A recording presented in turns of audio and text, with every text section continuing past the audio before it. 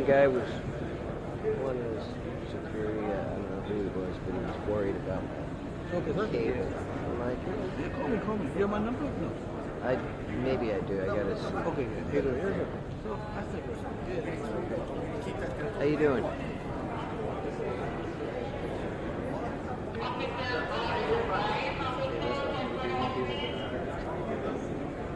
No, usually not. No tripod. They don't even give me a chair.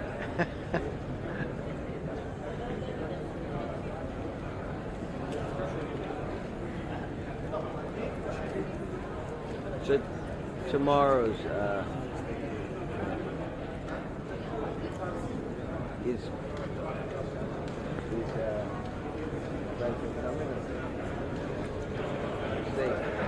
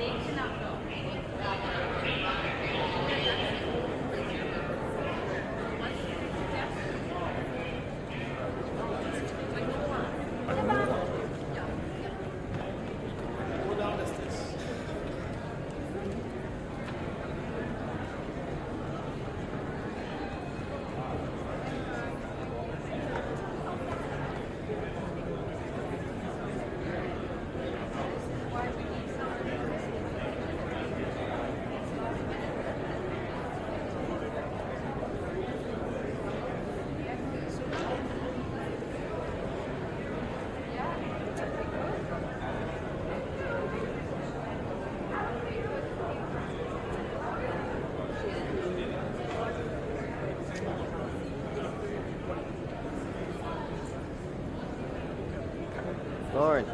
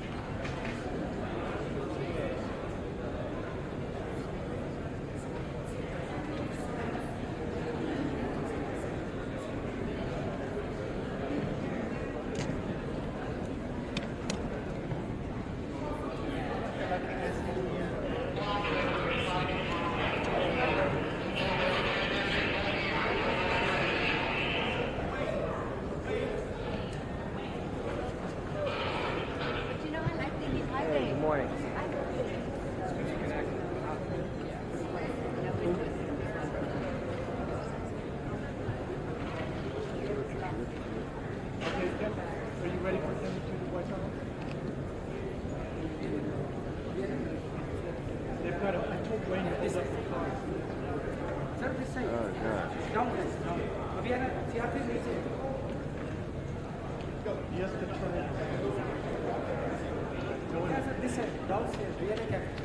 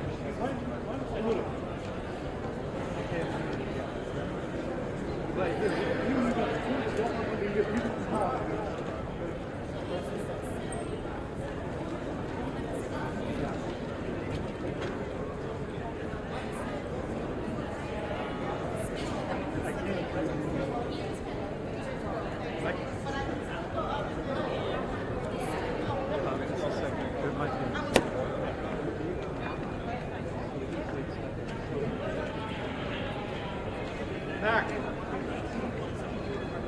Back.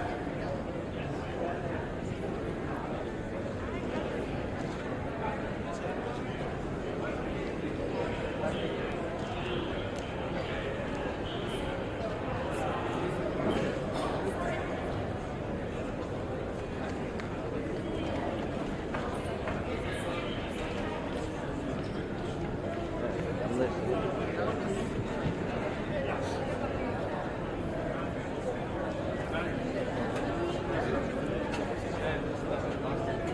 كنجي انا يا رحمة.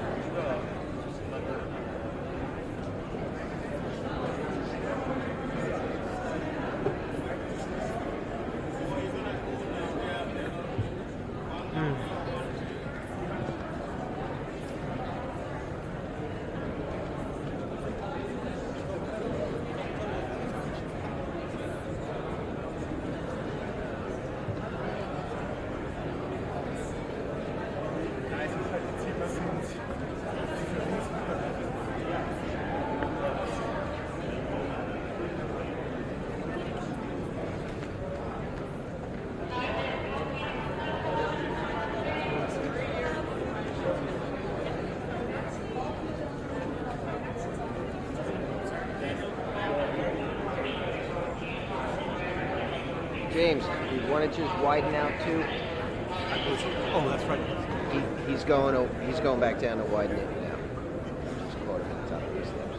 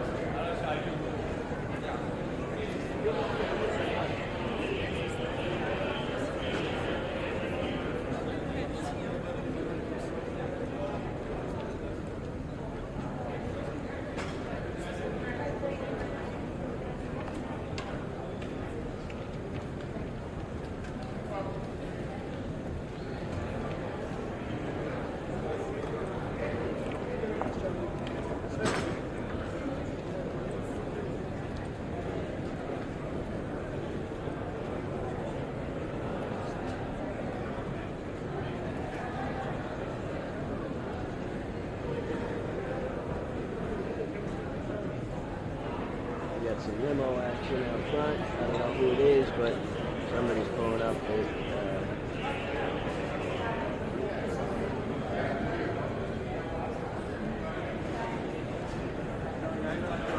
At the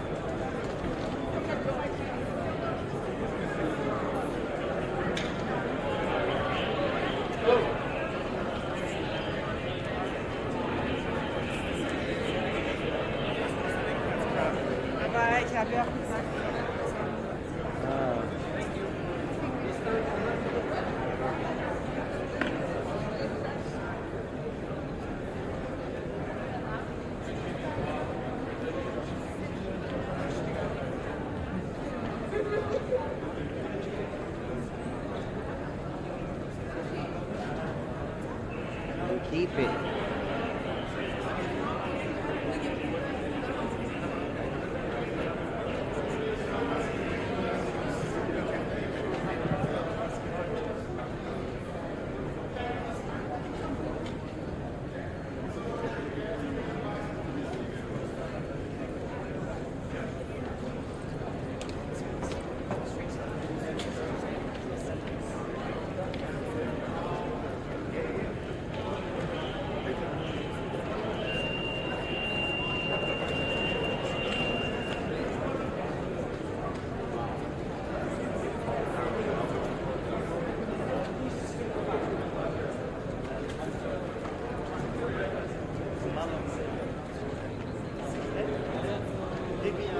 Give me on the side.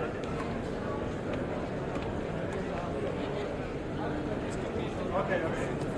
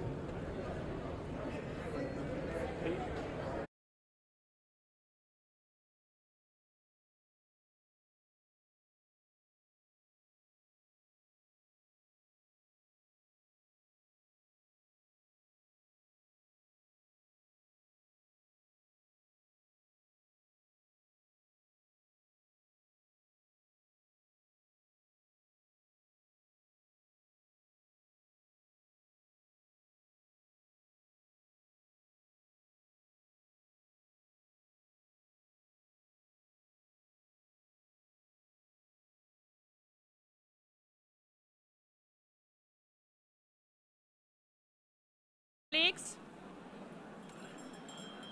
we have to start on time. Please have a seat right now.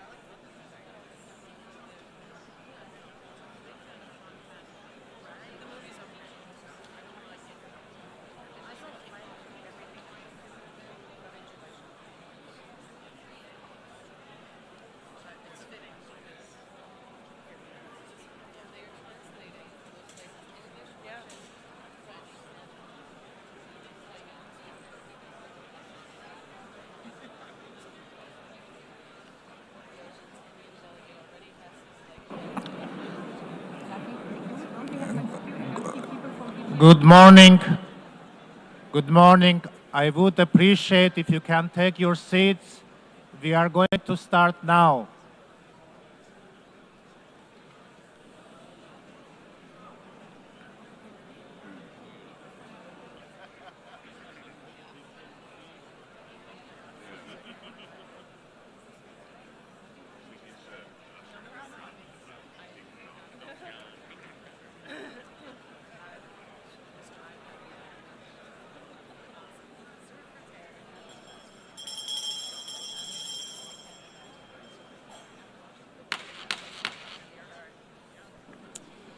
Good morning, everybody, and please have a seat. If I could ask for everybody's attention and finding a seat. I call to order the high-level plenary meeting to commemorate the 80th anniversary of the establishment of the United Nations. I would kindly ask all delegations to take a seat and keep silent. On the left side of the room, could you please, also on the blue seats, on the left side, please take a seat. I call to order the high-level plenary meeting to commemorate the 80th anniversary of the establishment of the United Nations. I would like to warmly welcome all of you to this milestone anniversary of our United Nations. Now, when everybody has found a seat, and in respect to the performance we are hearing right now, I now invite the artists to take their position on the stage. I would like to welcome the Met Chorus artists, accompanied by pianist Mr. Howard Watkins, together with the Sing for Hope youth choirs, under the direction of Mr. Tillman Michael. They will be performing this morning the commemoration of the 80th anniversary of the establishment of the United Nations. I now invite delegations to sit down, enjoy and listen to the musical performance.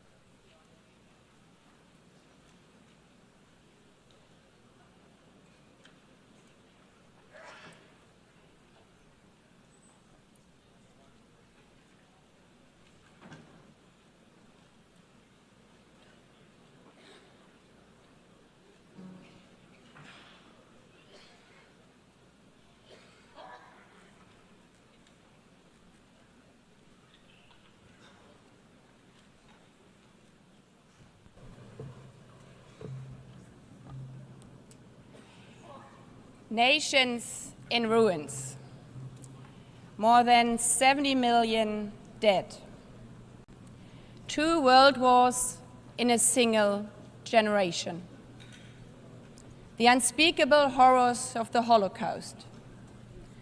And 72 territories still under colonialism. This was our world 80 years ago. A desperate world, grasping for any sign of hope. Courageous leaders gave that hope through our Charter of the United Nations. When signed on 26 June 1945, it was more than yet another empty political declaration. It was a promise from leaders to their people and from nations to one another that humanity had learned from its darkest chapters. It was a pledge not to deliver us to heaven, but to never again be dragged into hell by the forces of hatred and unchecked ambition. An acknowledgement that our failures came not from a lack of power, but from complacency. And the strong belief that our world could be better, that we could be better together. In the darkest moments of history, our grandmothers and grandfathers had the humility, grace, and I dare to say good sense to put aside their differences, their self-interest and their resentments, and to agree to work together. When faced with a crossroads, they chose the right path, the path of hope. But hope is not blind optimism. It's not the guarantee that everything will work out. It's a deep belief that we are doing the right thing, regardless of whether we succeed. Today, the hours indeed feel dark once again. We stand at a similar crossroads. We see children without parents searching for food in the ruins of Gaza, the ongoing war in Ukraine, sexual violence in Sudan, gangs terrorizing people in Haiti, unfiltered hatred online, and floods and droughts all over the world. Is this a world envisioned in our charter? Do we really need to relearn the hard lessons? Today is not about celebrating.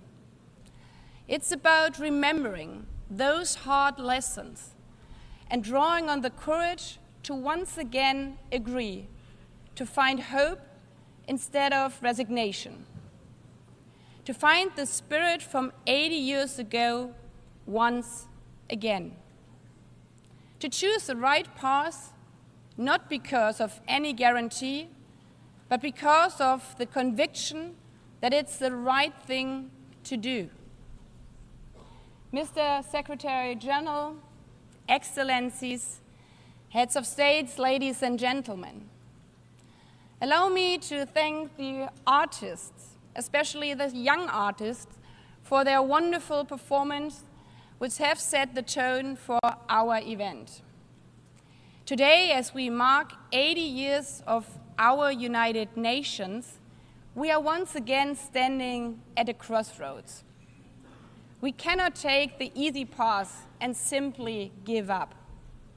We have to choose the right path to show the world that we can be better together. Not because the last 80 years were perfect, not because for 80 years, because we have tried.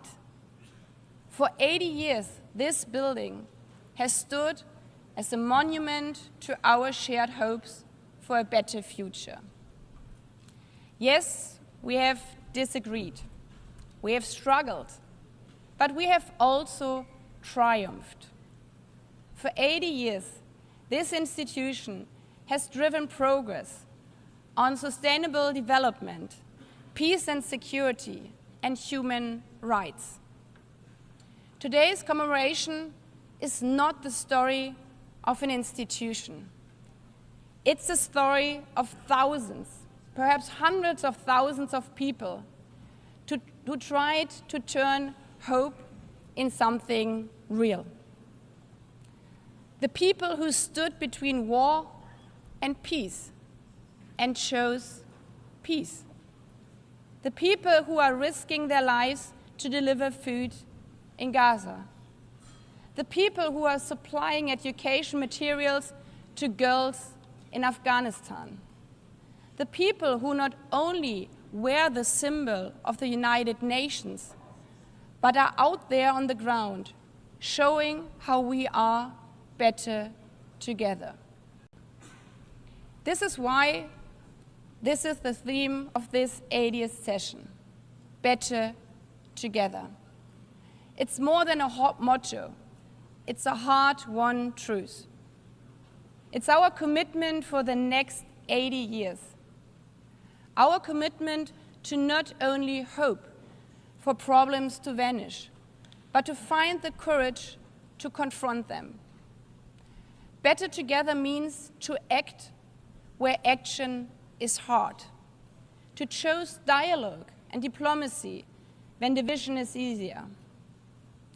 Hope at this 80th anniversary means that this session is not remembered not only for its milestone year, but as a moment when we called on extraordinary resolve equal to the extraordinary challenges we face. We owe this to the people, to the men and women, boys and girls who are not giving up, even in the darkest hours of war, who look still to the streaming blue flag for hope, the flag of our United Nations. Not perfect, not finished, but always better together.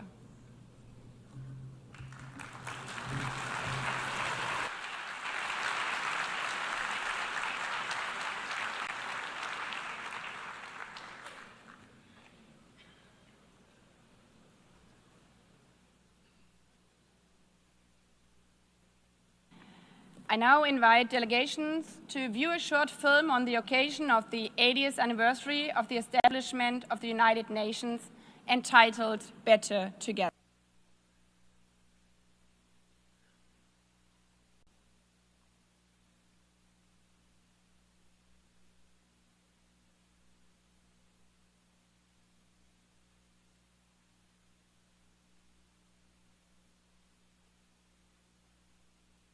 Chose peace. People who said, dignity cannot be broken. People who carried food on their backs, who rebuilt schools, who gave shelter to strangers.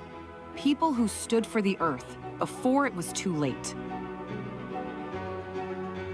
And the people who will carry it forward. The young, the unheard, the unstoppable. For 80 years, this has been and will be the work of humanity. Not perfect, not finished, but always better together. 80 years and more for peace, human rights, and sustainable development. UN. Better together. I give the floor to His Excellency Antonio Guterres, Secretary General of the United Nations.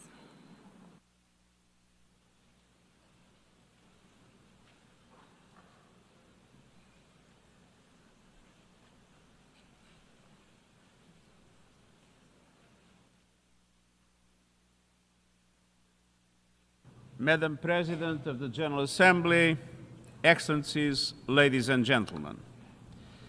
As we mark the 80th anniversary of the United Nations, I invite you to return for a moment to our earliest days.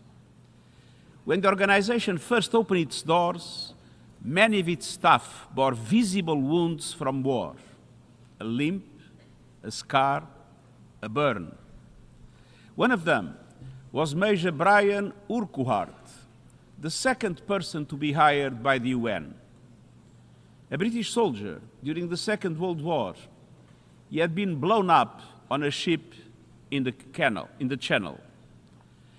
Witnessed the liberation of the Bergen-Belsen concentration camp and carried for the rest of his life the limp from a parachute that failed to open. He was not alone. A clerk might quietly mention a bullet wound. A delegate, the shard of shrapnel still lodged in its chest. They had seen the worst of humanity, the horrors of the death camps, the cruelty of combat, cities entirely wiped out. And it was precisely because of what they had witnessed that they chose to serve peace. Excellencies, there is a persistent myth that peace is naive, that justice is sentimental, that the only real politics is the politics of power and self-interest. But those early staff were not idealists untouched by reality. They had seen war and they knew. Peace is the most courageous, the most practical, the most necessary pursuit of all. And in building the United Nations, they created something extraordinary, a place where all nations, large and small, could come together to solve problems that no country can solve alone. And yet, at this moment, the principles of the United Nations are under assault as never before. As we meet, civilians are targeted and international law trampled in Gaza, the Ukraine, Sudan, and beyond. As we meet, poverty and hunger are on the rise as progress on the Sustainable Development Goals falters. As we meet, the planet burns with fires, floods, and record heat raging through climate chaos. And at the same time, we are moving towards a multipolar world, but without strong multilateral institutions, multipolarity has its risks, as Europe learned in the First World War. To meet these challenges, we must not only defend the United Nations, we must strengthen it. And that is the purpose of Agenda 2030, the Pact for the Future, and the UN80 initiative, to renew the foundations of international cooperation and to ensure that we can deliver for people everywhere. Excellences, au fil des Excellencies, over the years, our organization has led the way to some of humanity's greatest triumphs. The eradication of smallpox, healing the ozone layer, and above all, the prevention of a third world war. The tests of the next 80 years will be both familiar and new. The battle will continue against war and poverty, but also climate chaos, runaway technologies, the militarization of space, and crises we cannot yet imagine. To meet these challenges, let us remember what our founders knew. The only way forward is together. Let us rise to this moment with clarity, courage, and conviction, and let us realize the promise of peace. Thank you.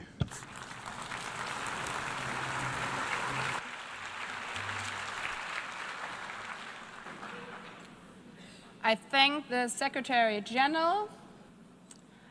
I have the honor now to give the floor to Her Excellency Ellen Johnson Sirleaf, former President of Liberia, 2011 Nobel Peace Laureate, and Africa's first elected female head of state, a champion of peace, justice, and democratic governments, a former United Nations staff member, and a steadfast voice for multilateralism.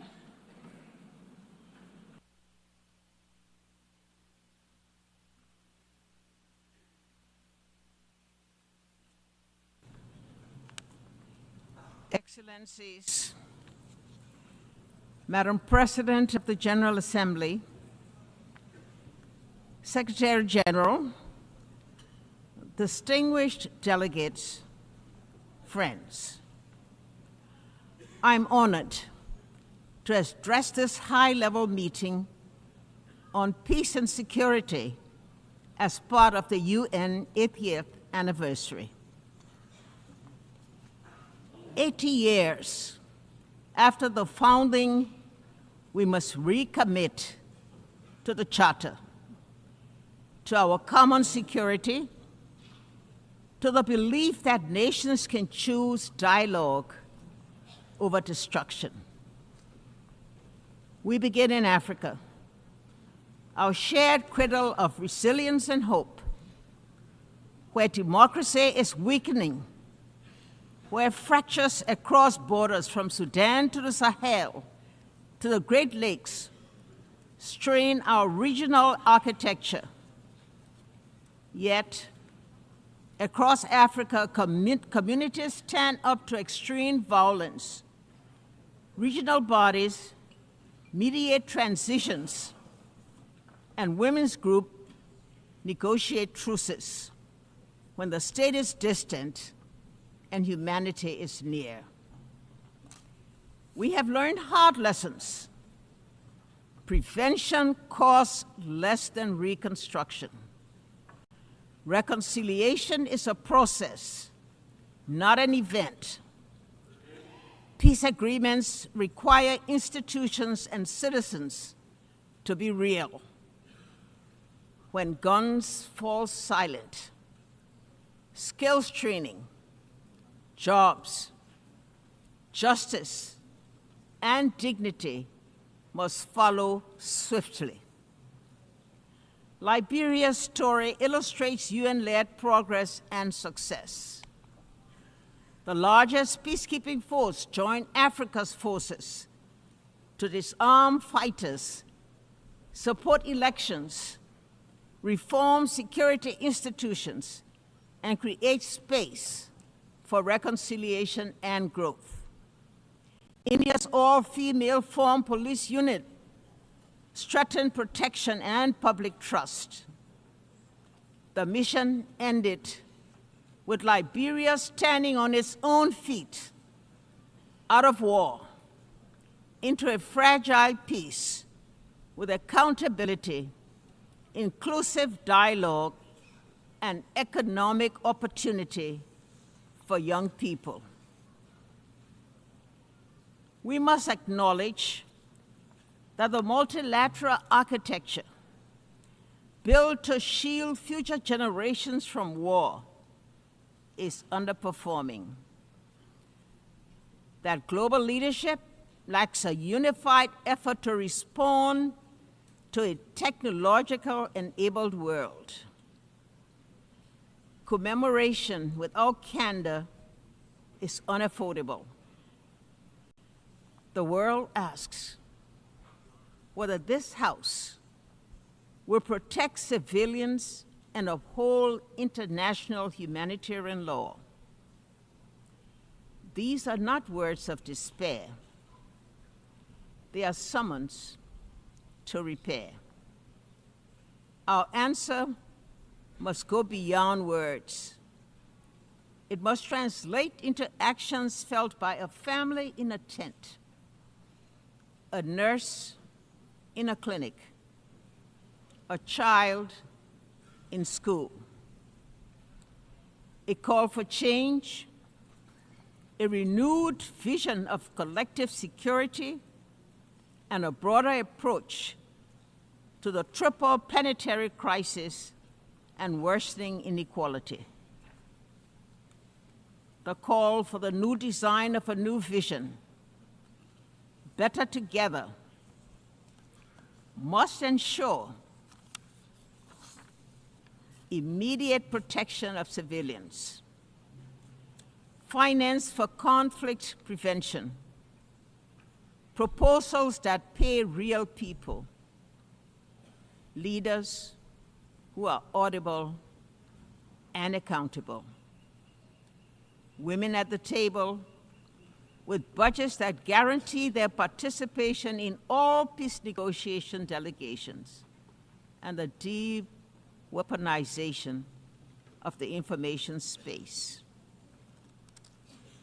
None of this is beyond our reach. It demands humility. The United Nations founding generation would ask if we are still worthy of the hopes inherited.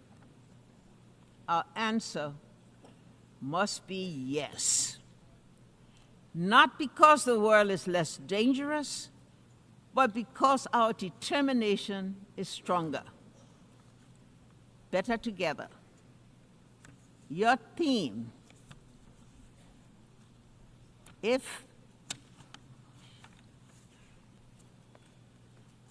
better together, your theme, it must be a strategy. Regional bodies and the UN working together. Civil society and governments co-designing solutions. Women and men sharing power equally. Truth and reconciliation traveling the same road.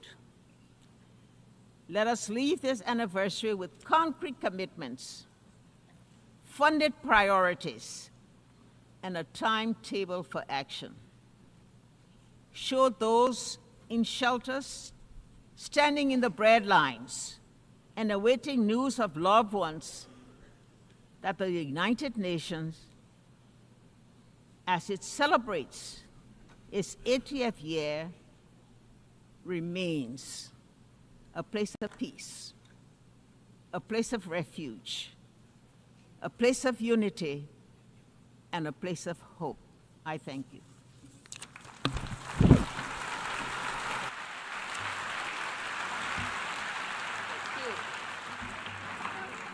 I thank Her Excellency Ellen Johnson Sirleaf for your strong and wise words. I now give the floor to Her Excellency Gro Harlem Brundtland, former Prime Minister of Norway, former Director General of the World Health Organization, a medical doctor committed to health as a human right, and instrumental in placing sustainable development at the forefront of our international agenda.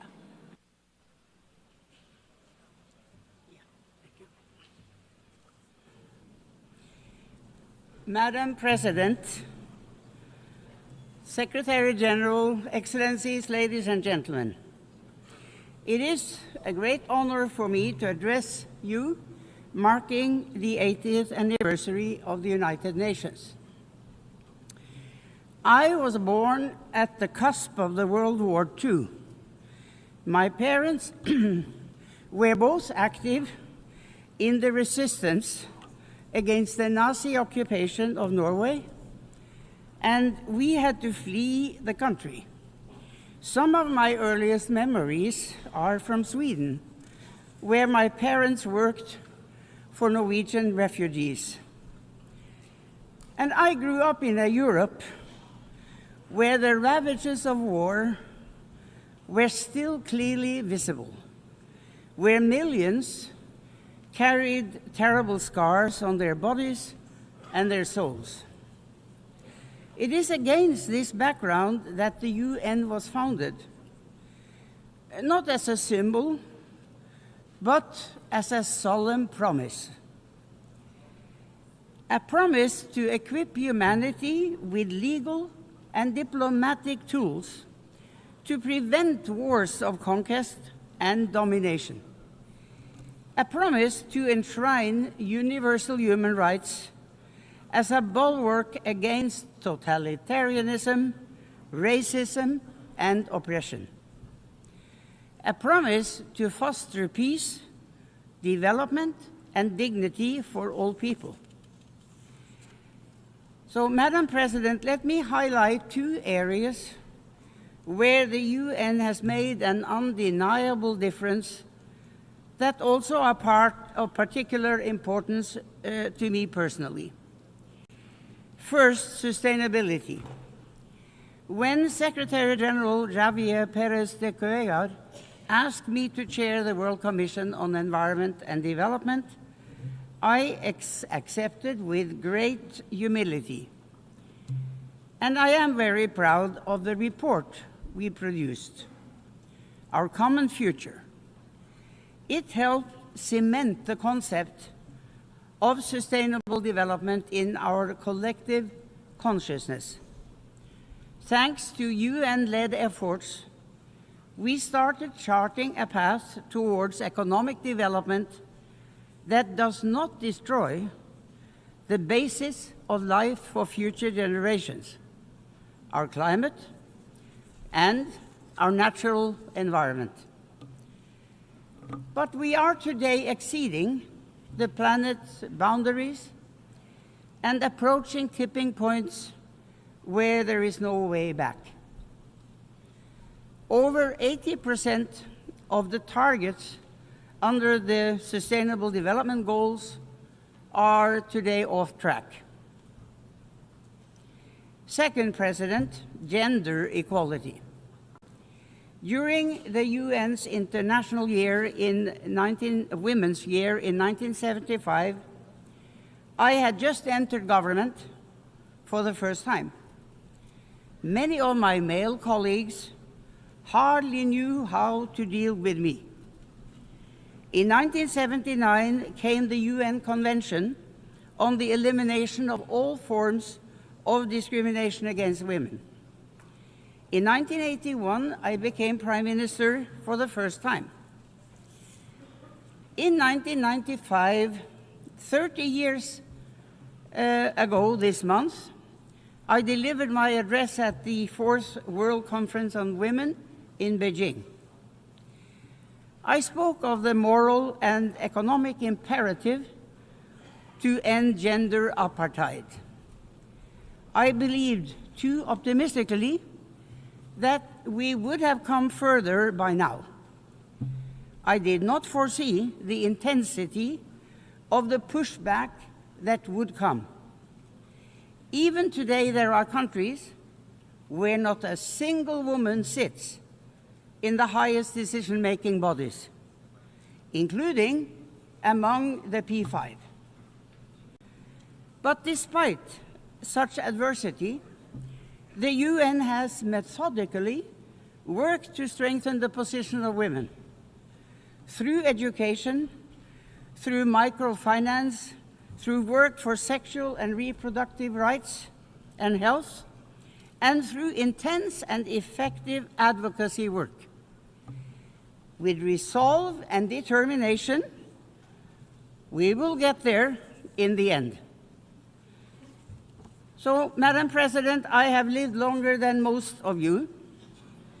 I have witnessed the tangible differences the UN makes through economic upturns and downturns, political ebbs and flows. I have no patience for those who dismiss the UN as outdated. We are going through a time of great geopolitical shifts and impressive, but also frightening, technological development. The UN as our common hub for getting the facts on the table, debating and deciding on solutions, and acting is more important than ever. We owe that not just to ourselves, but to the generations to come. Thank you.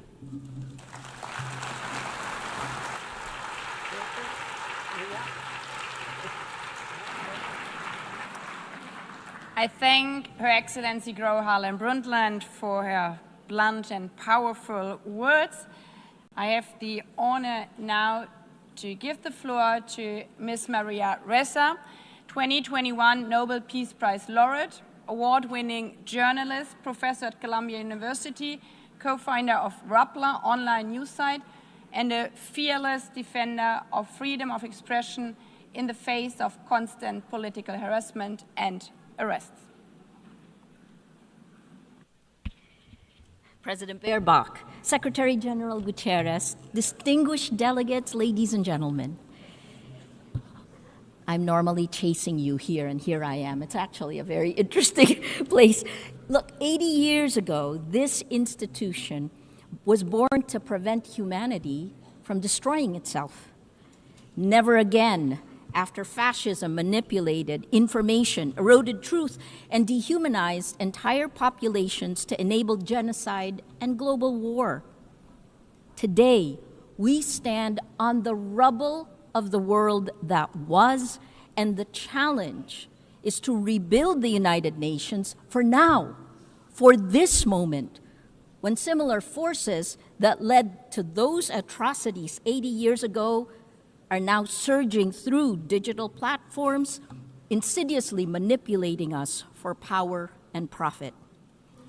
The biggest battle we face today is impunity, and it leads to our dehumanization in both the physical world, where wars rage from Ukraine to Gaza, and in the virtual world, where our minds and emotions are manipulated by surveillance capitalism for profit. To fight that, we need information integrity to remind us to be human. I became a journalist because information is power. But news groups lost our gatekeeping powers when an atom bomb exploded in our information ecosystem, a technological one that's silently destroying the very foundations the UN was built to protect. This is the deadliest period for journalists in recorded history. More than 240 journalists killed in Gaza alone. More than died in World War I, World War II, Vietnam, and the former Yugoslavia combined. This is unprecedented. They're targeted, and there must be accountability. We're living through an information Armageddon, where lies spread 6 times faster than facts on social media. That's a 2018 MIT study. It is so much worse today with generative AI. And the 3 sentences I've said over and over since 2016, without facts, you can't have truth. Without truth, you can't have trust. Without these 3, we don't have a shared reality. We can't begin to solve any problems, let alone the existential ones you heard from the speakers before me. We cannot have journalism, we cannot have electoral integrity, we cannot have democracy. This is manipulation of human behavior at the cellular levels of our countries. Algorithms reward outrage over empathy, spreading fear, anger, and hate, pumping us full of toxic sludge. Regulating technology isn't a free speech issue, it's about public safety.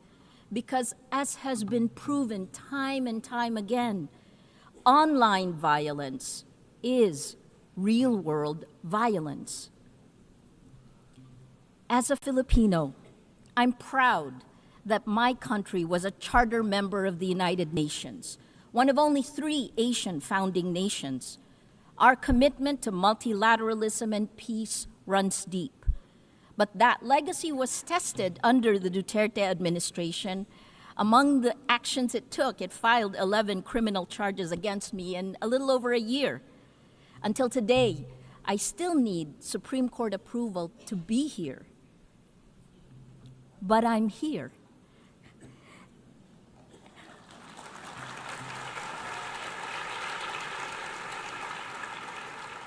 And my former president, well, he was arrested in March for alleged crimes against humanity and is detained at The Hague waiting for trial.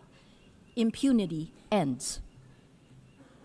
The rule of law, championed now by the Philippines as it chairs the 6th Committee on Legal Questions, ultimately prevailed.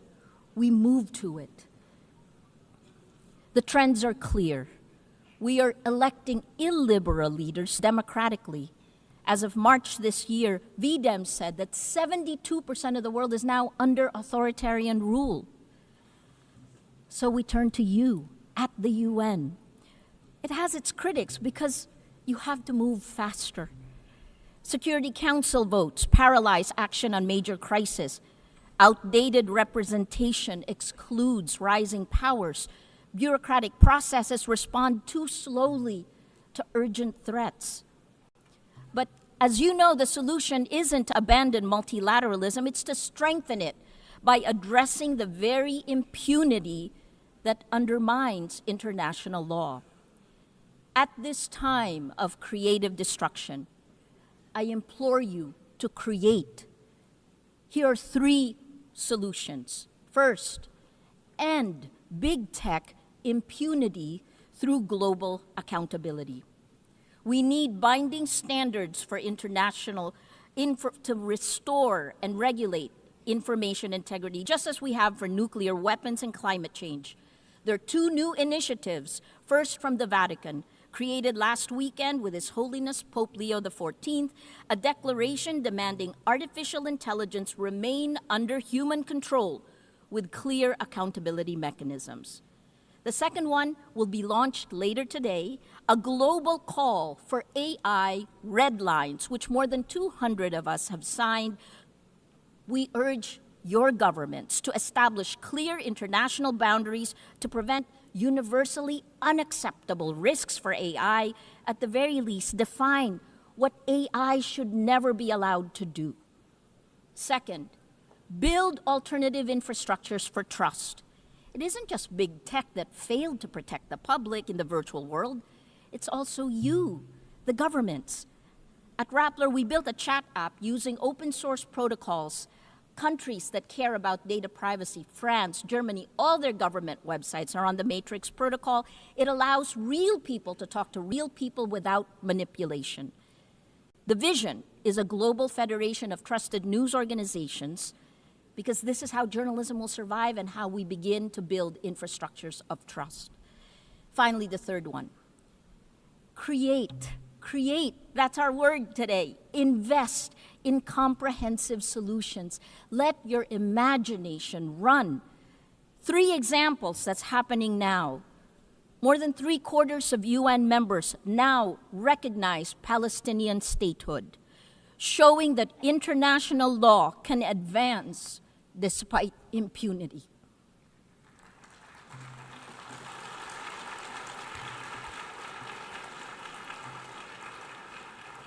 On gender, the Nobel Women's Initiative have pointed out, demonstrated that in nearly every conflict around the world, women are leading efforts for peace, defying displacement, patriarchy, gender apartheid, and militarized violence every day. And finally, on Wednesday, Demokrasya Siyempre, 20 nations will pledge to strengthen democratic institutions and fight for information integrity. More than 40 Nobel laureates we have gathered together to support this multilateral initiative led by the Global South. Information integrity is the mother of all battles. Win this, and we can win the rest. Lose this, and we lose everything. Please choose courage over comfort, facts over fiction, hope over fear. A lot has changed since the UN was created 80 years ago. But its values, peace, human rights, justice, rule of law, these are more essential today than ever. It is time to create again, to build better. Together, please act now before it's too late. Thank you.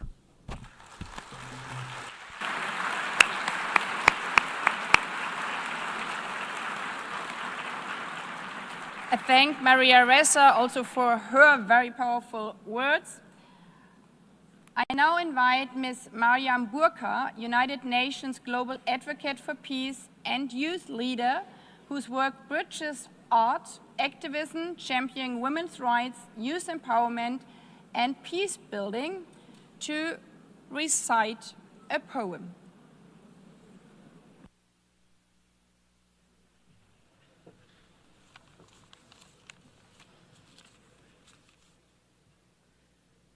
Mr. President, Secretary General, distinguished delegates, excellencies, good morning. Walking these halls, I realized that the United Nations was not built from harmony. It grew out of the ashes of war and the grief watered by the collective memory of what happens when dialogue and cooperation fails. Its foundation is not peace achieved, but peace pursued, fragile, imperfect, necessary, not just worth fighting for, but requiring a fight. And today, 80 years on, we gather to honor what has been achieved. Nations rebuilt, walls of division lowered, millions lifted by the shared will, but these are victories worth remembering, but the story is unfinished. The cracks in the foundation calls us to repair, to act, not to retreat. Our world bleeds before our eyes. Children in conflict zones, nations silenced by hunger and war, and it begs the question, are we witnessing the collapse of conscience in real time? Because behind every pact, there are people. Behind every statistic, there is a story.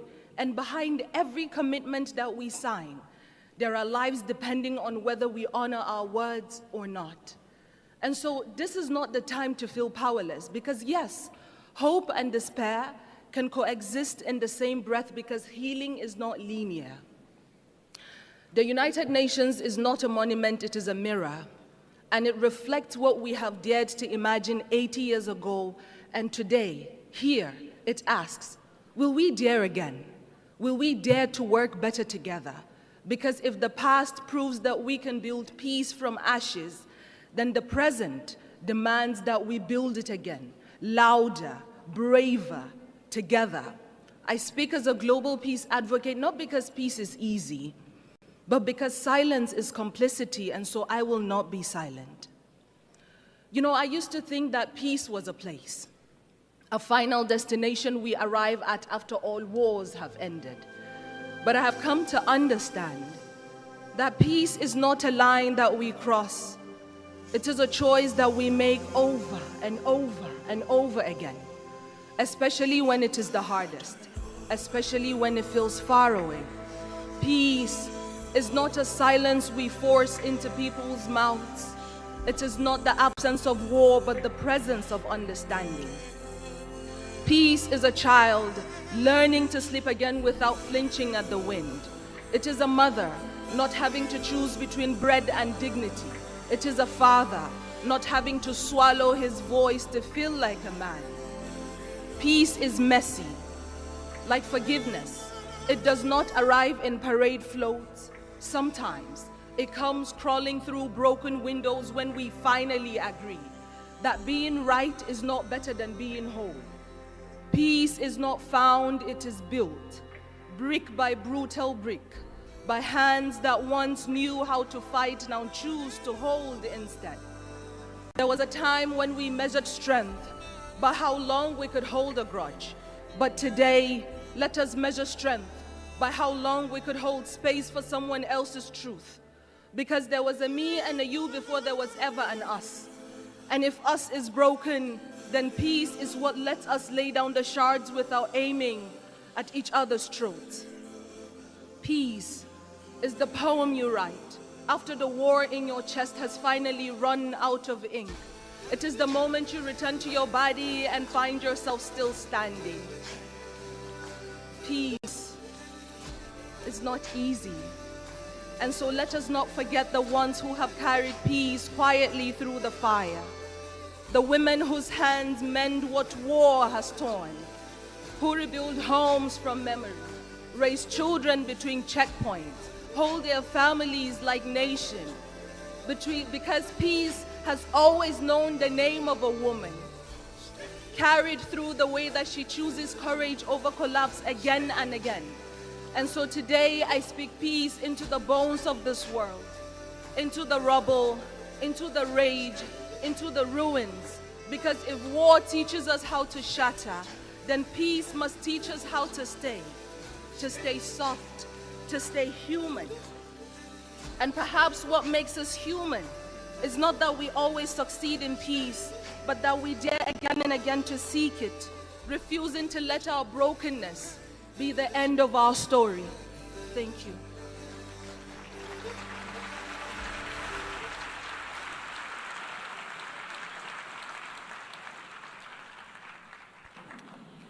I thank Ms. Burkhan, and as we conclude and after listening to this beautiful poem, let me emphasize again, peace is only a word and better together is only a slogan until we embrace it. So I invite you to embrace and live up to be better together over this 80th session. This is not the story of an institution. It's the story of people. People who stood between war and peace and chose peace. People who said, dignity cannot be broken. People who carried food on their backs, who rebuilt schools, who gave shelter to strangers. People who stood for the earth before it was too late. And the people who will carry it forward. The young, the unheard, the unstoppable. For 80 years, this has been and will be the work of humanity. Not perfect, not finished, but always better together. 80 years and more for peace, human rights, and sustainable development. UN. Better together. Before adjourning this meeting, I would like to remind delegation that the high-level meeting on the 30th anniversary of Fourth World Conference on Women will begin immediately in this hall. Delegations are therefore requested to remain seated while the stage is being prepared for the next meeting. The high-level plenary meeting to commemorate the 80th anniversary of the establishment of the United Nations has concluded. I thank you. The meeting is adjourned.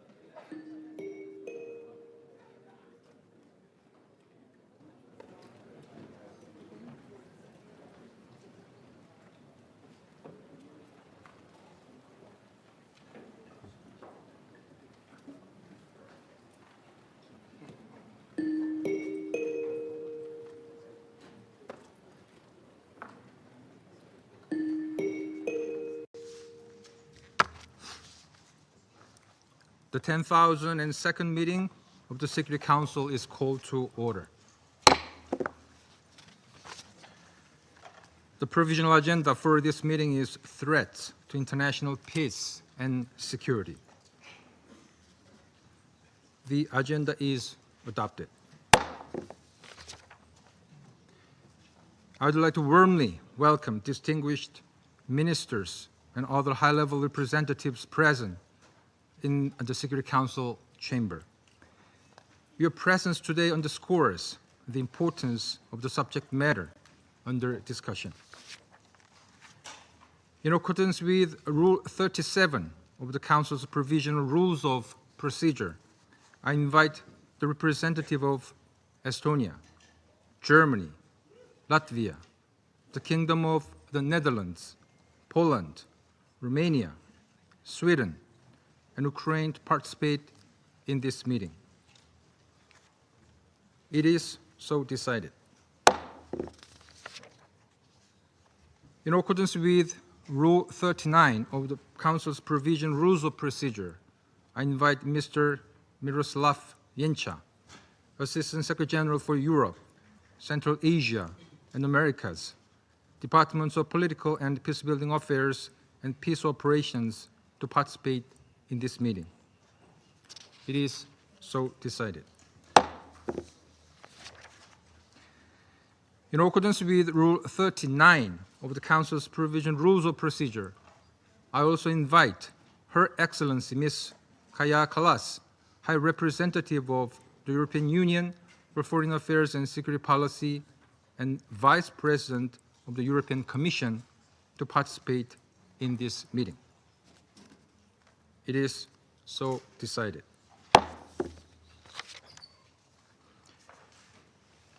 The Security Council will now begin its consideration of item 2 of the agenda. I now give the floor to Mr. Miroslav Jenča. Mr. President, in a letter dated 20 September 2025, addressed to the President of the Security Council, the permanent representative of Estonia to the United Nations informed that on 19 September, 3 Russian MiG-31 fighters entered up to 10 kilometers inside Estonia's airspace for 12 minutes in violation of Estonian airspace. The United Nations is not in a position to confirm any of the claims made regarding the incident and does not have any further details of the events. This briefing is therefore solely based on information available from public sources. According to the Estonian Ministry of Defense, the incursion took place between 9:58 a.m. and 10:11 a.m. in the area of Vaindloo, a small island located in the Gulf of Finland in the Baltic Sea.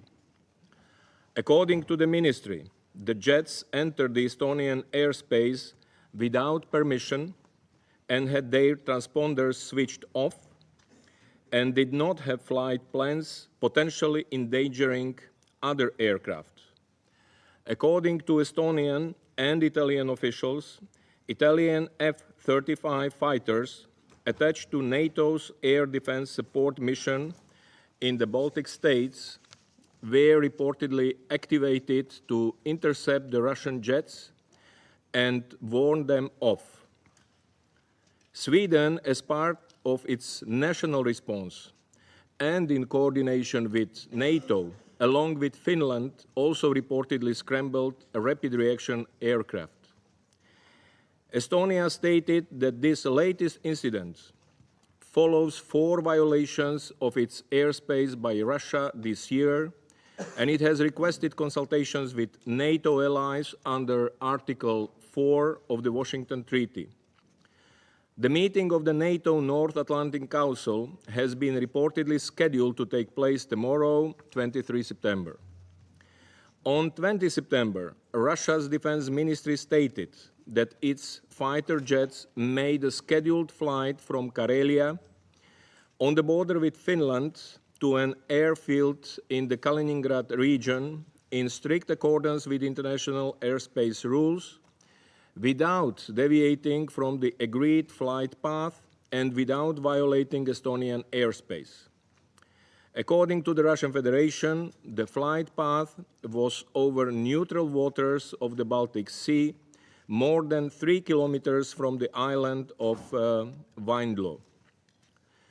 Mr. President, this latest development follows reported violations by Russian drones of Polish and Romanian airspace.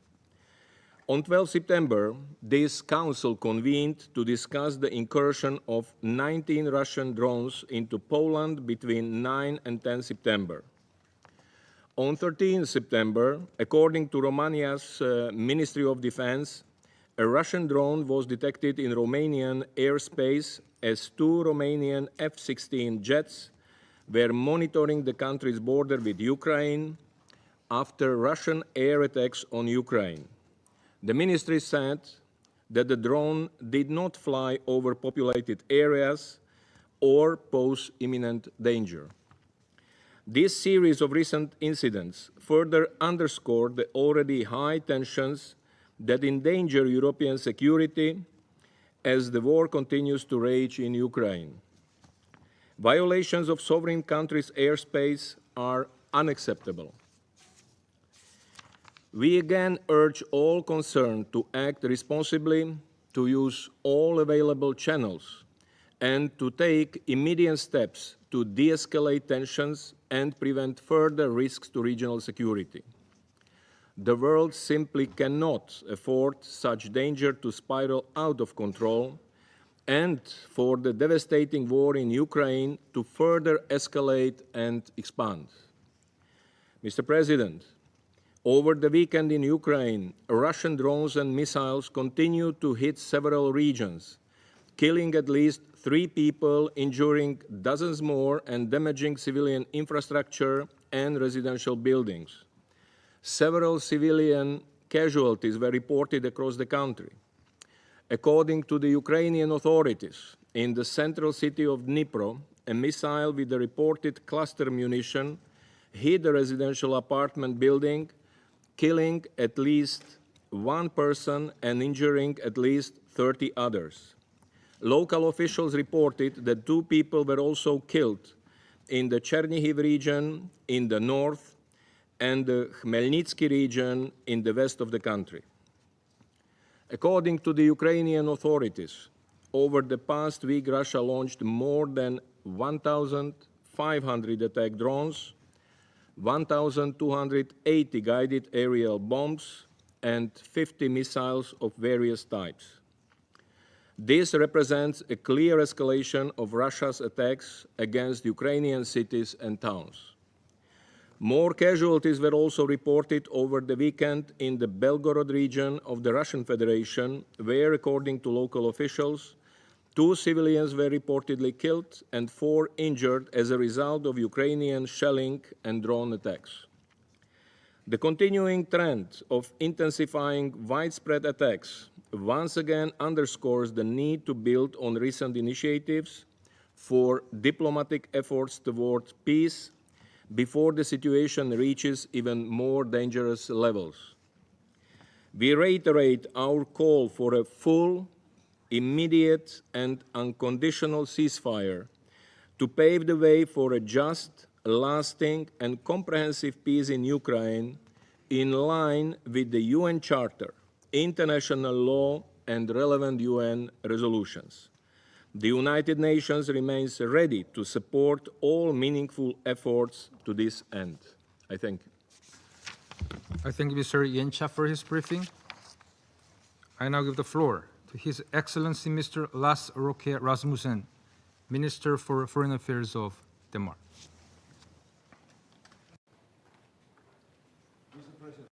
First of all, I would like to thank Assistant Secretary General Jenka for his informative briefing.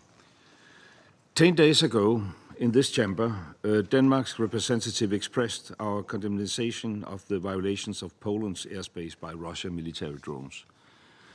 And within 4 days, another Russian military drone incursion took place, this time into Romanian airspace. Denmark condemns the violation of the territorial integrity of Romania. And today we meet again, yet again, to discuss a reckless and dangerous violation by Russia, with 3 fighter jets entering Estonia's airspace last Friday. For 12 minutes and penetrating 10 kilometers deep north of Tallinn, until escorted out of Estonian airspace by NATO jets. Let there be no doubt, I condemn this latest violation of Estonia's sovereignty and territorial integrity by Russia. Our support for Estonia remains steadfast. Our resolve to stand by our allies remains equally firm. Together with EU partners and NATO allies, we will continue to offer support to Estonia in protecting its borders. Mr. President, these are reckless and dangerous escalations and provocations by the Russian Federation. These are threats to intimidate countries to stop supporting Ukraine and to test our resolve. Russia clearly feels it can act with impunity in Ukraine, the Baltic Sea, the Black Sea, the whole of Eastern Europe. Denmark and its allies will not be provoked by Russia. On the contrary, it only strengthens our resolve and further intensifying our long-standing support to Ukraine, whatever threats are made. We have seen this playbook before. The invasion of Georgia, the annexation of Crimea, the invasion of the Donbas, the full-scale invasion of Ukraine. Russia's neighbors, not unreasonably, fear there could be the next. Denmark stands fully behind Estonia's territorial integrity. The Russian provocations must end immediately. Therefore, we tell the Russian Federation today, step back, take another path.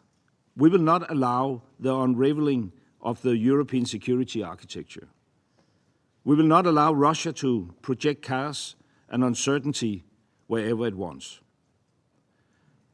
And more broadly, these recent air incursions undermine the fundamental pillars of international law that we all benefit from. Mr. President, when the UN was created 80 years ago, the aim was to stop larger states from bullying and terrorizing smaller states, to create an order in which all countries are sovereign, where their territorial integrity is respected. Denmark remains fully committed to these principles. I thank you. His Excellency Mr. Rasmussen for the statement. I now give the floor to His Excellency Mr. Georgios Gerapatritis, Minister for Foreign Affairs of the Hellenic Republic. Thank you, Mr. President, and I would like to thank the Permanent Mission of the Republic of Korea for convening the important emergency meeting. I would like also to thank Assistant Secretary General Jenka for his insightful briefing, and I welcome the participation of fellow foreign ministers and deputy foreign ministers, as well as of the High Representative of the European Union and Vice President Ms. Kallas in this meeting. Dear colleagues, as this organization celebrates the 80th year since its establishment, international order, peace and security are gravely challenged around the globe. It is therefore our urgent and imperative duty to heighten our vigilance and intensify our efforts to meet and contain these challenges, protect international peace and security, and avoid escalations. Only in this way we will be fulfilling the core task of the Security Council.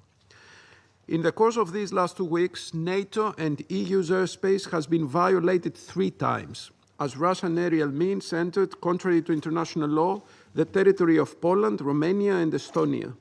The latest incident, involving the incursion of Estonian airspace by 3 armed Russian fire jets, cannot be viewed in isolation. Reckless acts of this kind are not new, but their successive recurrence indicates they are not mere coincidences. As the saying goes, once is an accident, twice is a coincidence, 3 is a pattern. Greece unequivocally condemns the violation of Estonia's, and for that matter, any member state's airspace. We stand in full solidarity with Estonia, a friendly country and an EU and NATO ally. Any violation of state borders, be it air, sea, or land borders, constitutes a clear and blatant breach of international law and the UN Charter, and is unacceptable, particularly coming from a permanent member of the Security Council. We call on Russia to cease these unlawful acts immediately and respect its obligations under international law. Colleagues, it is evident that this new escalation is a direct result of Russia's war in Ukraine. Greece has welcomed President Trump's initiative for meeting President Putin in Alaska in August, as well as any initiative that could result in the termination of the war. Nevertheless, these violations as acts of aggression contradict the spirit of the Anchorage meeting. Lastly, dear colleagues, we're now witnessing the destabilizing effects of the war and its wider implications for the security of Eastern Europe and of the wider region. This is why, once again, we call on Russia to stop its armed aggression. A comprehensive, just, and lasting peace in Ukraine, based on the principles of sovereignty, independence, and territorial integrity of states, must remain our foremost goal. A peace safeguarded by credible and robust security guarantees, which will effectively deter any recurrence of armed aggression, that precludes further escalation, and that is in line with international law, the UN Charter, the General Assembly resolutions, and the Helsinki Final Act. I thank you. I thank His Excellency Mr. Gerard Patritis for the statement. And I give the floor to Her Excellency Mr. Yvette Cooper, MP, Secretary of State for Foreign, Commonwealth and Development Affairs of the United Kingdom. Thank you, Mr. President, and thank you to the Assistant Secretary General for that briefing. For 3.5 years, the world has witnessed a permanent member of this Council engaged in the full-scale and unprovoked invasion of another state, a violation of its most basic obligations under the UN Charter. As President Trump and President Zelensky have worked for peace, the Russian Federation has starkly escalated its attacks. Attacks on the Council of Ministers, on the British Council building, and repeated attacks on residential flats and homes as children sleep in their beds. And we meet today now at the request of Estonian allies because Russia's recklessness is escalating. In the last 2 weeks alone, over 20 Russian drones in Polish airspace, a drone through Romanian territory, and now 3 Russian MiG-31 fighter jets with their transponders turned off, violating Estonian airspace for 12 minutes. At best, these latest acts are dangerous and reckless. At worst, they are a deliberate attempt to undermine the territorial integrity of sovereign nations and European security. They risk miscalculation. They open the door to direct armed confrontation between NATO and Russia. NATO's combined strength is unparalleled, and its determination to defend peace and security in Europe is unshakable. Of this, Russia must be in no doubt. And I commend the resolute and firm response of Estonia, Poland, and Romania, and all NATO allies. I welcome the launch of Eastern Sentry on 12th of September to ensure the safety and security of the Alliance's eastern border, and I'm proud that UK aircraft are taking part. And to those nations and to all NATO allies, I say, the United Kingdom stands in full solidarity with you at this time and always. And to President Putin, I say, your reckless actions risk a direct armed confrontation between NATO and Russia. Our alliance is defensive, but be under no illusion. We stand ready to take all steps necessary to defend NATO's skies and NATO's territory. We are vigilant and we are resolute. And if we need to confront planes that are operating in NATO airspace without permission, then we will do so. The United Kingdom stands by our friends. We are unwavering in our support for the principles of the UN Charter, for our NATO allies, and for Ukraine. And we are committed to increasing the pressure on Russia until it ends its illegal war against Ukraine, ceases its reckless acts, and respects the sovereignty of other states.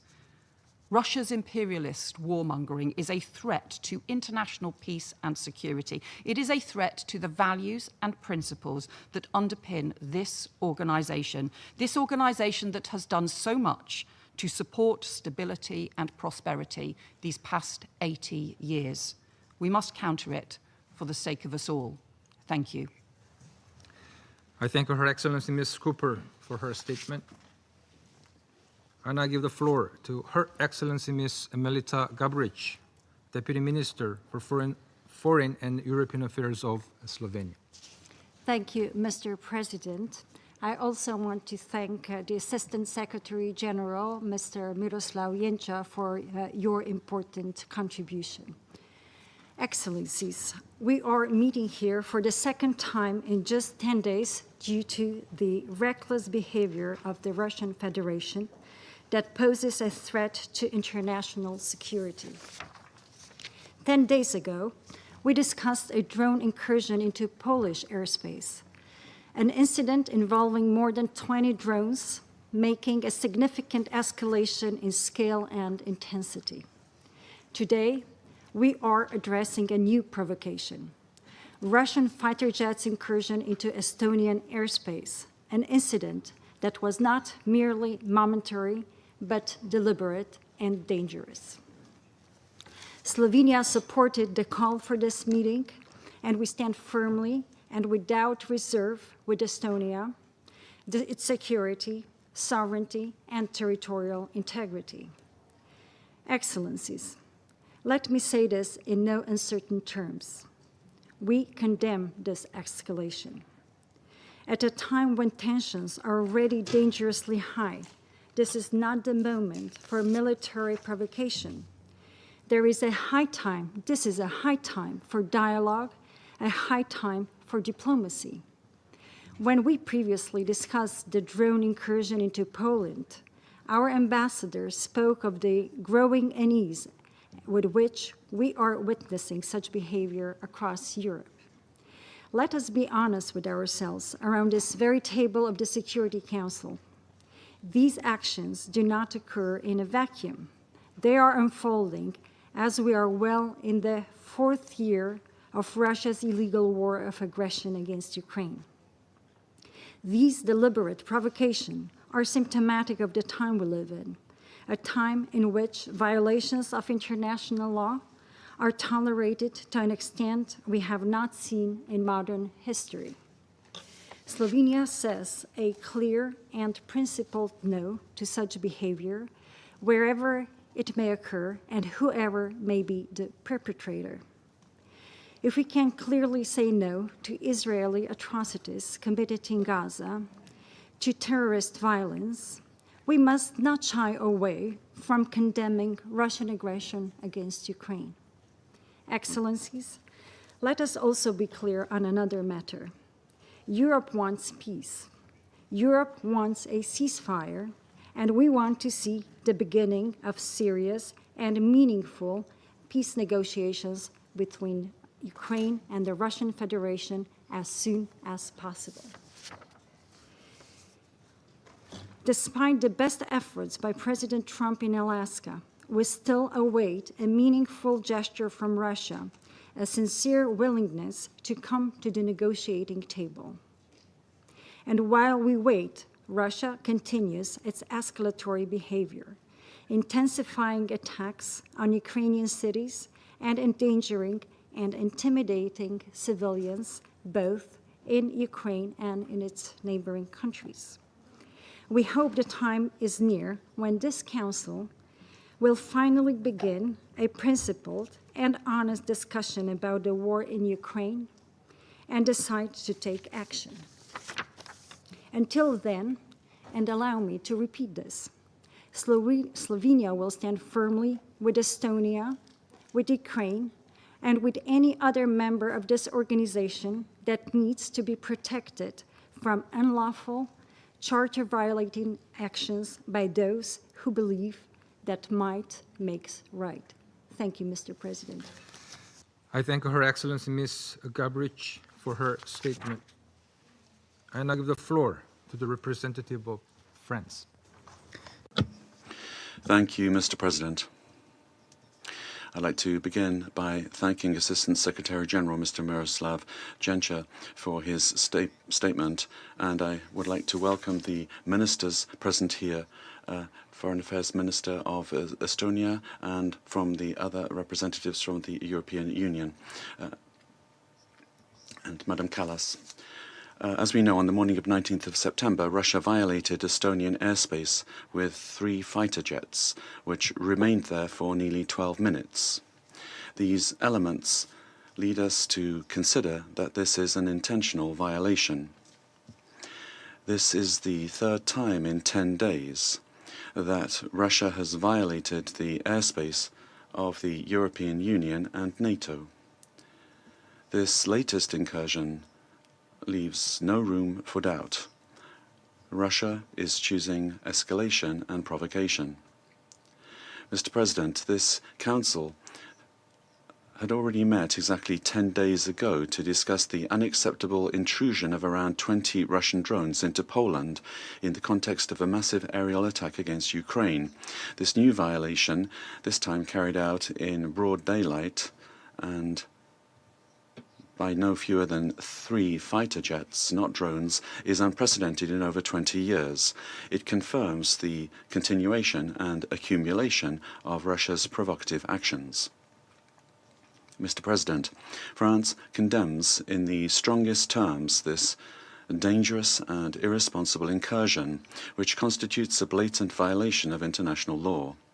And we stand firmly alongside Estonia, to whom we express our friendship and our full and unwavering solidarity.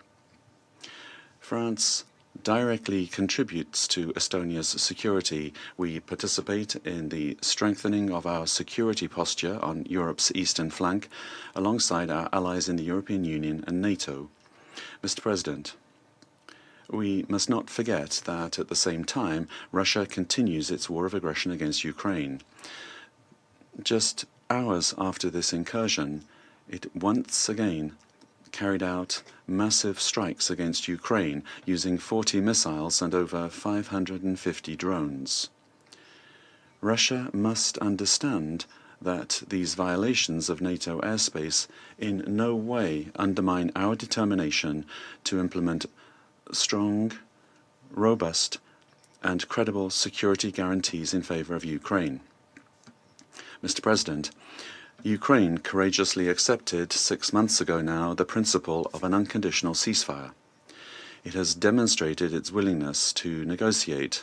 President Volodymyr Zelensky has, for the past 4 months, expressed his readiness for direct negotiations with President Vladimir Putin.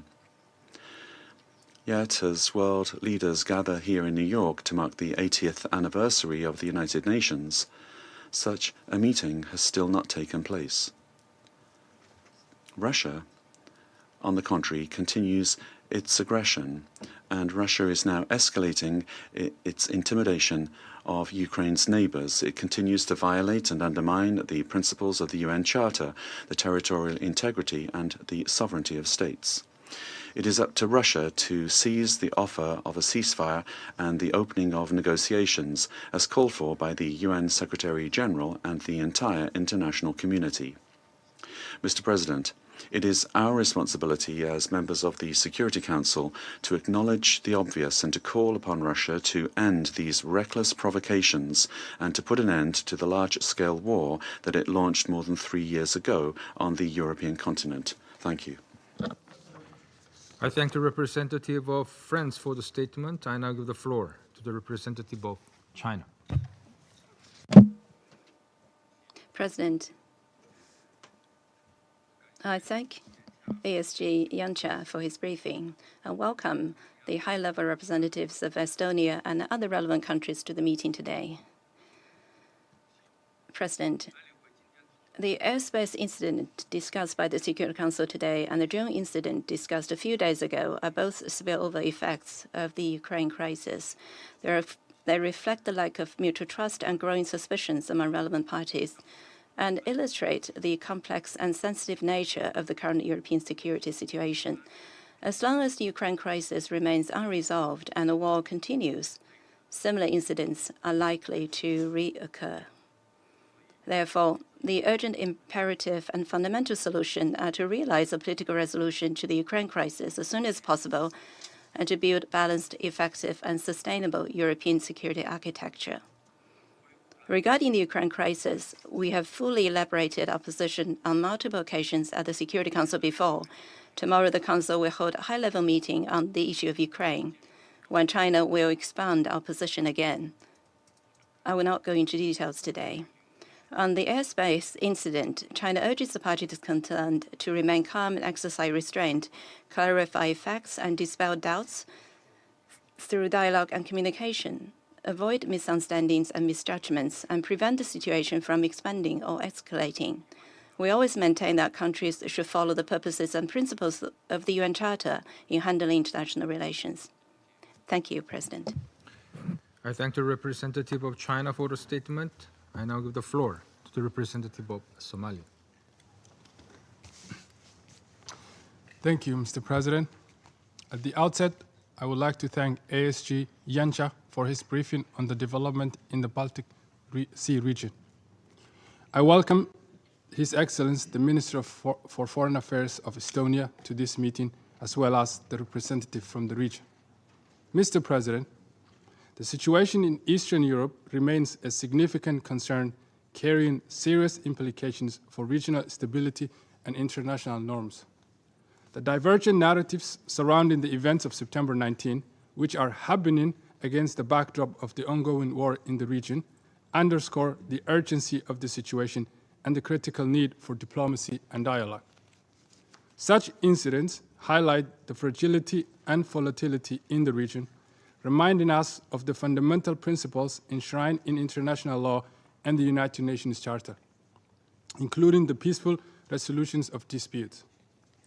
We firmly maintain that there is no military solution to disagreements over airspace or territorial integrity. Continued escalations only serve to heighten tensions and undermine the process for a durable peace in the region. We believe that lasting solutions are found at the negotiating table, not through acts that can be interpreted as hostile.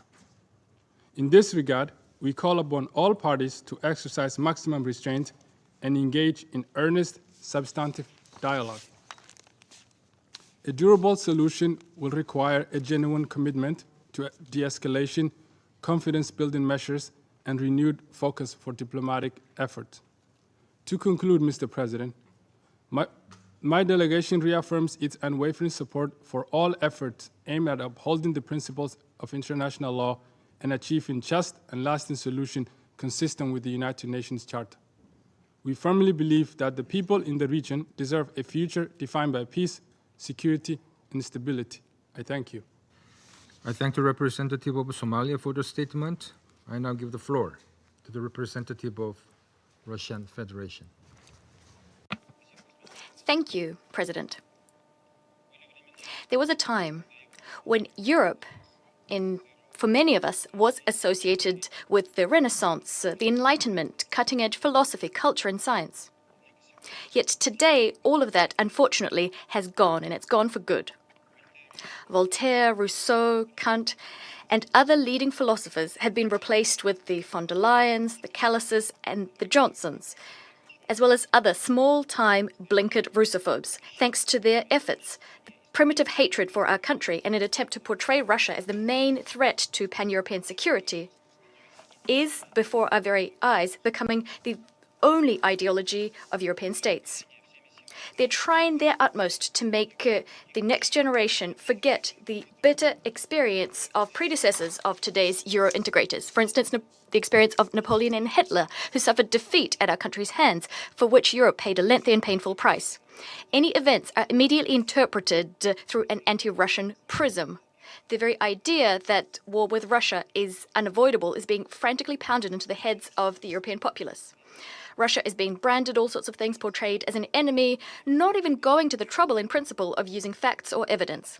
When these assertions turn out to be false, no one even thinks about apologizing for spreading such blatant lies. Today, we will have an excellent opportunity to see this for ourselves, given that in the room we have a lot of European extras. these extras will, as per usual, will be letting their imaginations run wild regarding the threat from Russia. This paranoia has reached never-before-seen heights. Just last week, we were compelled to listen in this chamber to groundless accusations about supposedly Russian UAVs entering Polish airspace. Not a single piece of evidence that these drones were of Russian provenance has been provided to date. It's telling that just a few days later, we heard that the incident involving damage to the roof of a residential house in Lublin province, which was a key component of this anti-Russia campaign, in reality was the result of a missile erroneously being dropped from a Polish fighter jet. The Polish Prime Minister Tusk today recognized that not a single drone that was found contained explosives. Not a single one posed a threat to civilians. As for the Polish opposition, it clearly said this is a blatant provocation, the aim being to pull Poland into war. President, we take very seriously allegations against our armed forces. We always try to get the facts, which should allow us to understand what actually happened. This is why, in trying to get to the bottom of the situation, we immediately proposed for the Polish side to engage in bilateral consultations with us.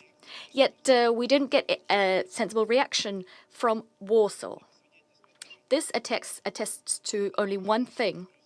Neither Warsaw nor Brussels want the truth. All they need is a pretext for a new wave of the Russophobia campaign they're engaged in. It's very difficult to comment.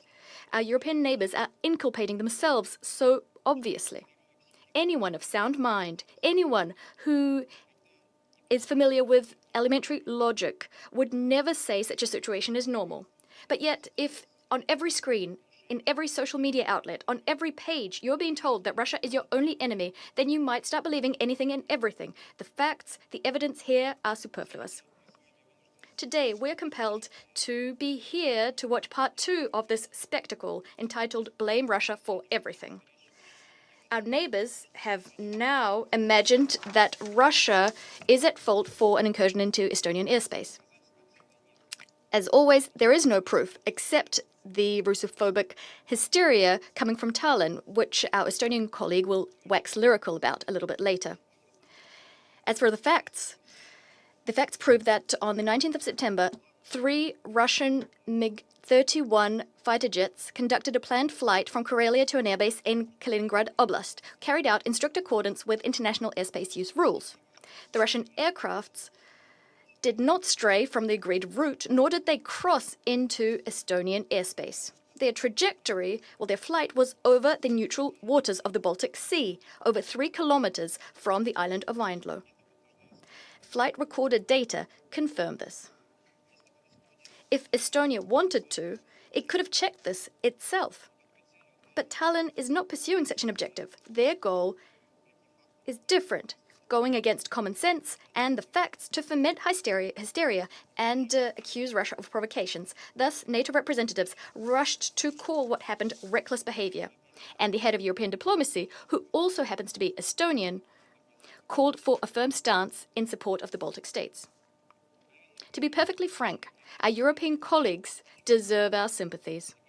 After all, the project they'd been building on our borders for years, the anti-Russia project, and this is what Ukraine was actually turned into after 2014, this project is coming apart at the seams, discrediting itself. Ukraine became the Zelensky concentration camp long ago. It's not sparing its people. They're dying by the thousands every day in a senseless meat grinder in the name of Western geopolitical interests. The Zelensky regime has turned its country into a symbol of corruption, outright theft, violations of human rights, the freedom of religion, and the freedom of speech. In European capitals, despite all of this, they continue to laud so-called Ukrainian achievements, giving money and weapons to the Kiev regime, although they're clearly increasingly ashamed of their own puppets. However, they can't understand how to disentangle themselves from this fix. As a result, not-so-creative Euro bureaucrats have found nothing better to do than to whip up anti-Russian hysteria in the hope that European voters won't notice. This is a strange strategy, and without a doubt, it will achieve the opposite of what it intends to do. What will they accuse Russia of next? After all, they're not bothering to check the evidence nor the logical rationale for our actions. It's hard to think where their imaginations will take us next when no one cares about the facts. President, without a doubt, we understand that the hysteria of our European colleagues is also directed at trying to return the new US administration, including President Trump, to an anti-Russia course. It's aimed at undermining the understandings and undertakings entered into by Russia and the US by their presidents in Alaska a month ago. On this note, I'd like to quote the US Vice President, J.D.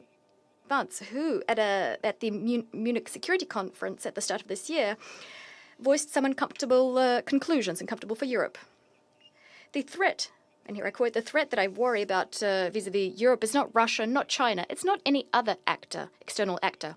What I worry about is the threat from within, the retreat of Europe from some of its most fundamental values, values shared with the United States, end of quote. Despite this clear-cut diagnosis contained in the aforementioned quote, Europe decided not to listen. Europe today is like an unhinged, paranoid individual unable to respond to criticism. Nor is it able to remember the lessons of history. After all, for the current cast of European leaders and Euro-bureaucrats, history was reset to zero in February of 2022. Thus, drawing the lessons of history for today's Europe is bad manners. But this is a very dangerous path. We all know that history is ruthless vis-a-vis those who forget its lessons. Thus, our former European partners, if you want to get hysterical, to foment and to continue levy baseless accusations, go right ahead. But do that without our participation. We won't be partaking in this theatre of the absurd, and you don't need us there. When you decide that you want to engage in a serious discussion about European security, about the fate of our common continent, about how to make this continent prosperous and secure for everybody, we'll be ready. You know where to find us. I thank you. I thank the representative of Russian Federation for the statement. I now give the floor to the representative of Panama. Gracias, señor. Thank you, Mr. President. We are grateful for the detailed presentation of Undersecretary General Janša, providing us with a more complete picture of the events that took place in Estonia on Friday, the 19th of September. And we'd also like to welcome the ministers distinguishing us today with their presence at this meeting. Just a week ago, this council met to consider with concern the incursion of Russian drones into Polish airspace. Today, once again, we find ourselves addressing similar events, this time concerning the incursion of Russian combat aircraft into Estonian airspace. These incidents, so close together in time and of such threatening nature, illustrate a pattern of actions that could undermine regional stability, and they are a cause of concern for us all. Panama rejects any act of intimidation of one state against another. The violation of Estonian airspace cannot be seen as an isolated event, but rather as an act that threatens international peace and security, the very pillars upon which this Council rests. President, the world is going through particularly turbulent times, where the proliferation of conflicts in all regions is directly and disproportionately affecting the civilian population and global stability. The accumulation of these intimidating incidents does not contribute in any way to peace or international stability. On the contrary, these events erode trust among states and create a climate of heightened tension and vulnerability for collective security, a situation that the world can no longer in this regard, we see that these acts are expanding. Activities in the region are showing this, despite the inconclusive results that have been achieved by efforts of the parties, we still hope that genuine dialogue and decisive diplomacy and commitment can put an end to this conflict. Let us use this space where today the highest authorities are gathered together to mark the 80th anniversary of the United Nations to resume efforts in the right direction. Panama calls for caution, and we reiterate once again the primacy of the principle of respect for the sovereignty and territorial integrity of states, in full accordance with the purposes and principles enshrined in the United Nations Charter, to which we committed ourselves more than 80 years ago. Only through strict adherence to these principles can peace, security, and peaceful coexistence among states be guaranteed. Thank you very much. I thank the representative of Panama for the statement. I now give the floor to the representative of Algeria. Thank you, Mr. President. At the outset, I would like to thank Mr. Miroslav Jenka for his valuable briefing. I would also like to welcome the Foreign Minister of Estonia and all the honorable ministers participating in this meeting. Mr. President, we meet today following recent reports that Russian military aircraft flew into the airspace of the Republic of Estonia on September the 19th. These developments could exacerbate tensions and further escalate the situation in the region, a region that is still suffering from the repercussions of the conflict between Russia and Ukraine. On numerous occasions, Algeria has stressed the need to avoid any action or reaction that could inflame tensions. We have also repeatedly stressed the danger of succumbing to the logic of polarization in the context of this conflict. It's imperative to avoid any endeavor that could inflame hostilities or exacerbate their potential repercussions. In this vein, I would like to highlight the following points today. First, we believe that it is important to maintain the momentum of the recent diplomatic effort in order to prevent any escalation that could prolong or expand the conflict. Thereby, it might undermine any progress towards peace and security in the region. Second, it has become necessary to give precedence to communication and coordination in addressing these incidents through a transparent and effective approach. This would avoid any misunderstanding or confusion, and it would help to avoid their recurrence. Last but not least, we would like to reiterate once again our call for the primacy of the language of dialogue and negotiation. We must adhere to diplomatic solutions as the only feasible way forward to reach a just and lasting solution to the conflict.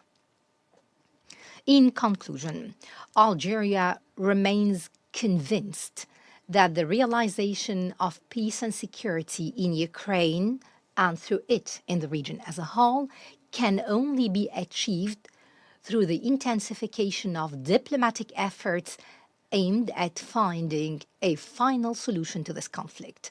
This should be based on the principles and purposes of the United Nations Charter, taking into account the legitimate security concerns of both parties. My country also reiterates its commitment to support any effort that would contribute to the maintenance of international peace and security in the region. Thank you. I thank the representative of Algeria for the statement. I now give the floor to the representative of Guyana.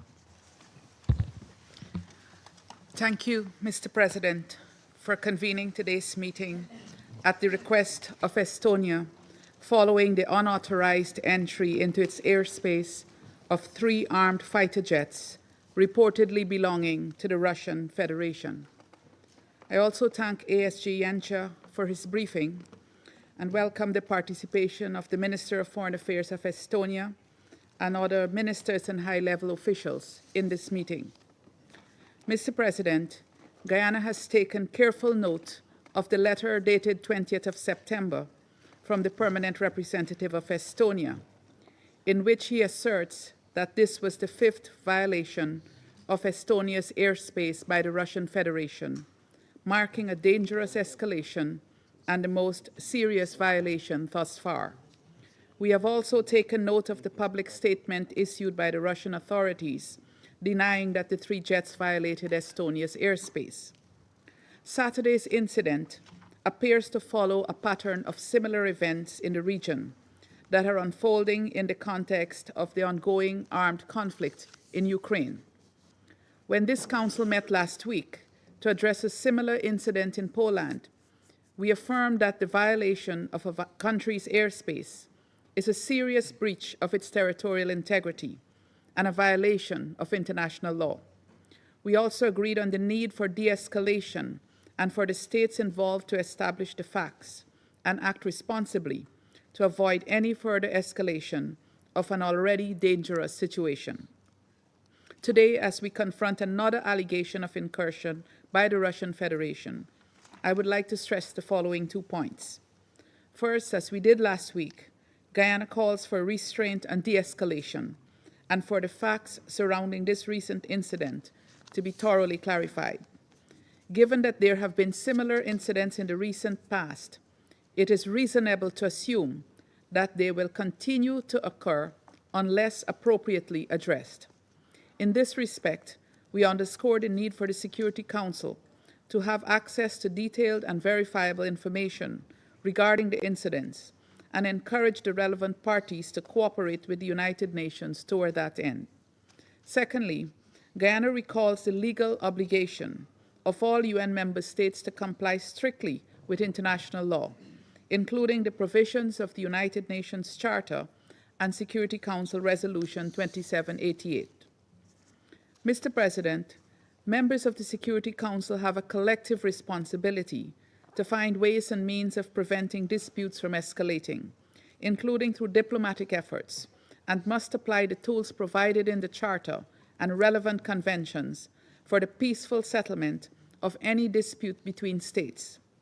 On the broader question of the ongoing armed conflict between Russia and Ukraine, we reiterate our demand for an immediate and peaceful end to the war and for the full implementation of Security Council Resolution 2774. Any expansion of this conflict will have dire consequences for innocent civilians in the region and for the world at large. This must be avoided at all costs. In closing, Mr. President, I once again urge the Russian Federation to cooperate with the affected states as well as the United Nations in providing the necessary information and finding a peaceful path forward. I thank you. I thank the representative of Guyana for the statement, and I give the floor to the representative of Sierra Leone. Thank you, Mr. President. I also thank ASG Yenke for his briefing. We welcome the participation of the representatives of Estonia, Ukraine, and other participants under Rule 37. The letter dated 20 September 2025 from the permanent representative of Estonia reporting a serious violation of its airspace is of grave concern. This report, viewed together with the earlier letter from the permanent representative of Poland on the Russian Federation's drones entering its airspace, similarly reflects an alarming pattern, increasing the risk of a regional conflagration with global consequences. Mr. President, regrettably, the 3 rounds of talks in Istanbul, which led to agreements on exchanges of prisoners of war and civilian detainees, as well as the return of Ukrainian children, and which had raised hopes for a political solution, have not been matched with advancement in the ceasefire and peace agreement negotiations. On the contrary, military operations in Ukraine have intensified and now reached the breach of airspaces of Estonia, Poland, and Romania. The responses from the three countries and NATO underscore the gravity of the threat. They signal that prolonging the conflict risks spillover, regional escalation, and global insecurity. Given the adverse implications of a protracted conflict in Europe, the Council and the wider international community must intensify efforts towards peace. Sierra Leone has consistently called for an end to this war, urging the parties to embrace diplomacy and agree to a ceasefire that prevents further death and suffering. The humanitarian toll is devastating, with over 6,500 civilians having been killed in Ukraine this year alone, including rising numbers of children among the dead and injured. More than 10 million people have been displaced, creating the largest refugee crisis in Europe since the Second World War. Mr. President, Sierra Leone reiterates that the UN Charter enshrines the principles of sovereignty, territorial integrity, and the peaceful settlement of disputes. Article 2.3 obliges member states to resolve disputes by peaceful means while refraining from the threat of use of force. The disregard of these principles and international law, the repeated resort to force, and the inability to secure ceasefires are deeply troubling. Aware of the consequences of this conflict, which could plunge the region into chaos, we call for measured responses by NATO and individual states, making use of Article 4 consultations to de-escalate and renew political dialogue. We commend the ongoing efforts by the United States, European leaders, and other mediators, and this Council to seek a peaceful resolution and a sustained political engagement at the highest levels. We again call on the parties to engage in genuine negotiations towards a political settlement that upholds Ukraine's sovereignty and territorial integrity within its internationally recognized borders, while addressing the legitimate security concerns of all parties. I thank you. I thank the representative of Sierra Leone for the statement. I now give the floor to the representative of Pakistan. Thank you, Mr. President. I would like to thank ASG Jansha for his briefing. We also welcome the distinguished Foreign Minister of Estonia, other ministers, and the EU High Representative to this meeting. President, prolonged and intense conflicts, no matter how localized, create a vortex of instability with spillover effects that invariably affect regional and global stability. And what we are witnessing around us today is a practical manifestation of this fundamental truth about conflicts. The ongoing conflict in Ukraine, now into its fourth year, has generated numerous challenges, both for the regional and international peace and stability. And Pakistan, alongside our fellow council members, has repeatedly drawn attention to the negative consequences of this conflict and the need to bring it to an end. We take note of Estonia's letter of 20th September addressed to this council informing about violations of its airspace. Pakistan is an ardent proponent and strong adherent to the UN Charter and its principles. Sovereignty and territorial integrity of all member states are cornerstone principles of the UN Charter, are sacrosanct and must be respected universally. Pakistan remains deeply perturbed by the ongoing conflict in Ukraine, especially its humanitarian consequences that have adversely impacted the lives of millions of people in the region. Cessation of hostilities and return to diplomacy remain the only path for achieving sustainable peace. In line with our clear and consistent position, Pakistan has always called upon the parties to demonstrate restraint, avoid escalation, and scrupulously adhere to the international humanitarian law. We firmly believe that only a meaningful dialogue which addresses the security concerns of all sides is anchored in the principles of UN Charter and international law and respects the relevant multilateral agreements can help secure peace, a peace that is both just and lasting. Pakistan stands ready to support all regional and international efforts that can pave the way for a peaceful resolution of the current conflict. President, I would also like to take this opportunity to welcome the new permanent representatives of the United States to the Council. Thank you.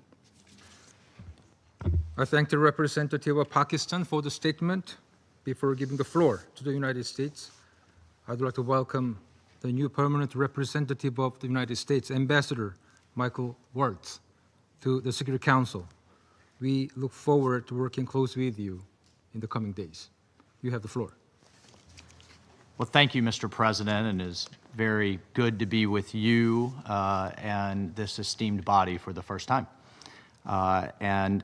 Thank you, ASG Yensha, for your briefing. And of course, I too welcome the participation of Estonia's foreign minister in this briefing as well. Colleagues, just 9 days ago, this council met to discuss Russia's violation of Poland's airspace with a large number of military drones. In that meeting, the United States urged Russia to end the war in Ukraine and stop actions that could risk it escalating into a broader conflict.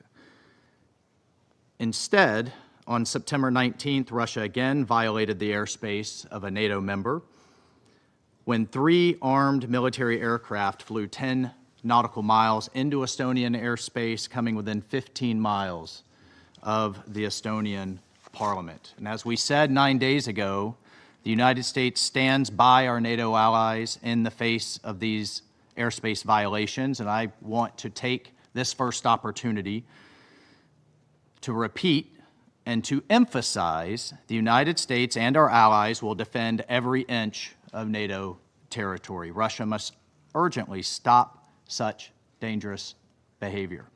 At a time when President Trump in the United States has been focused and spent an enormous amount of time and effort to end this horrific war between Russia and Ukraine, we expect Russia to seek ways to de-escalate, not risk expansion. This event, following on the heels of the Russian drone incursion into Polish airspace, creates the impression that Russia either wants to escalate and pull more countries into this conflict with Ukraine, or doesn't have full control of those who operate its fighter planes and drones.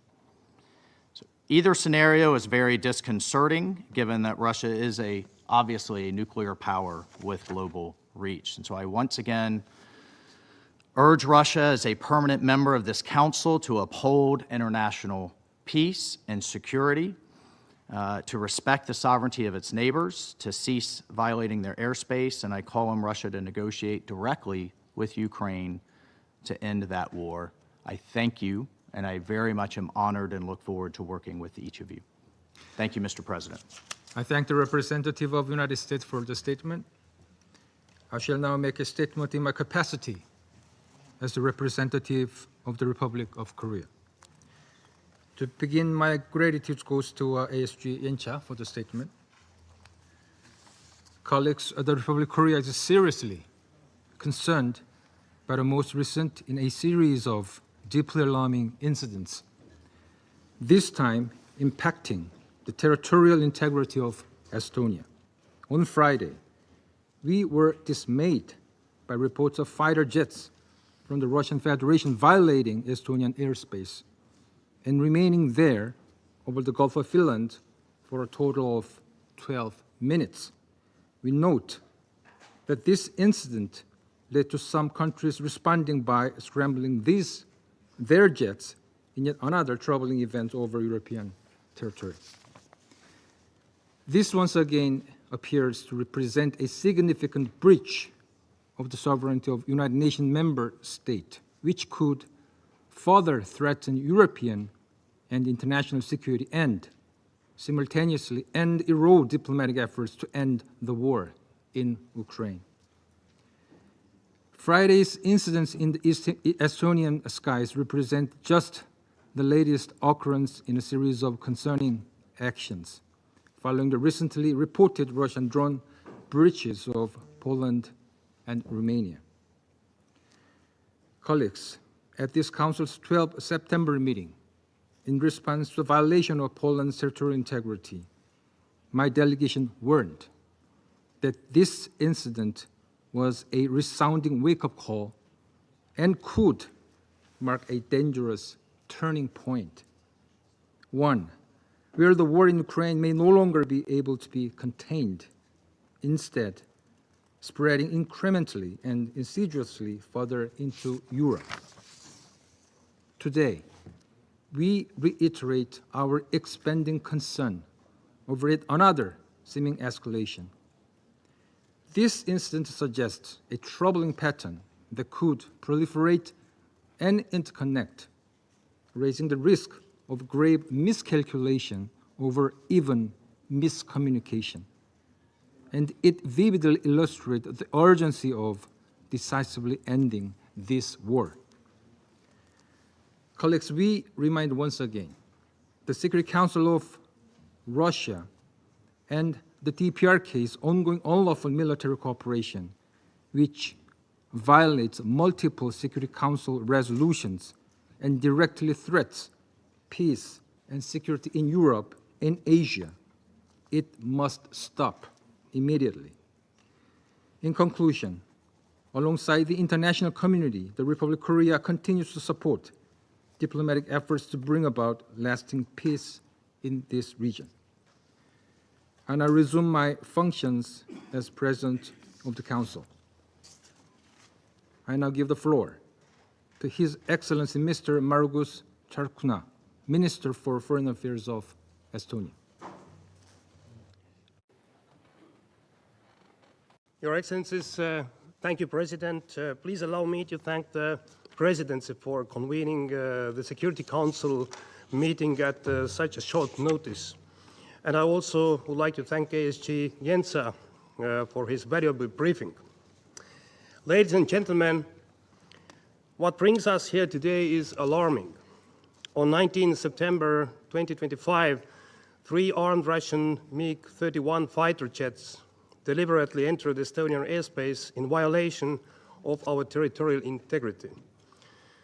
They remained in our skies for 12 minutes, penetrating up to 10 kilometers deep and covering nearly 100 kilometers inside our sovereign territory. These are the hard facts based on solid evidence, whatever Russia is claiming. And let me show you the screenshot from our most modern radar screenshot. So you can see here as well, the red line is a violation of Estonian territory and sovereignty. You can see it very clearly. This is a fact. This is not something else. So here you can say, you can also see the radar screenshot where Russia fighter jets entered, where they were, and how they went out. They were warned already before. There was a very clear communication on all different channels as well, visibly. And there was no response, and just Russian fighter jets, they continued the violation of Estonian and also NATO airspace for 12 minutes, 100 kilometers. And this is a lot. And these are the hard evidences for that. Also, there are pictures of these fighter jets, and it is very clear that these fighter jets, they carried as well missiles. All of them, they carried missiles, and they were combat-ready planes. And you can see from here as well Russian representatives, that these are the photos which really were taken during this heavy violation of NATO and Estonian airspace. So what I want to say, that violation is crystal clear, and Russia is lying again, as it has been lied before several times. We remember the occupation of Georgia, 2008, 2014, Crimea, 2022, aggression against Ukraine started. So please don't lie again. Hard evidence is here. So it is a dangerous escalation. It was a fourth violation of Estonia's airspace by Russia this year alone.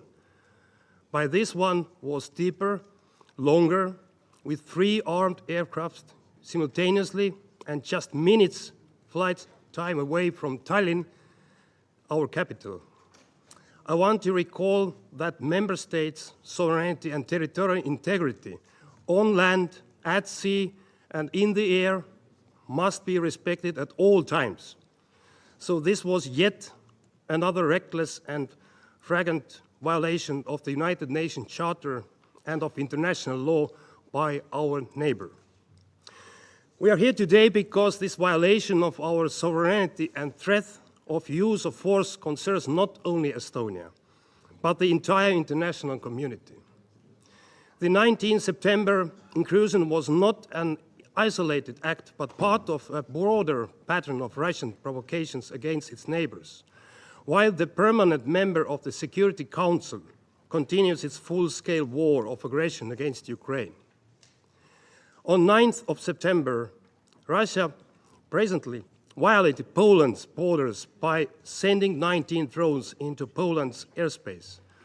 On 13th of September, a Russian attack drone flew for almost an hour over Romanian territory. Russian drones have been also found in Latvia and Lithuania, our neighboring countries. Russia's dangerous behavior cannot be tolerated.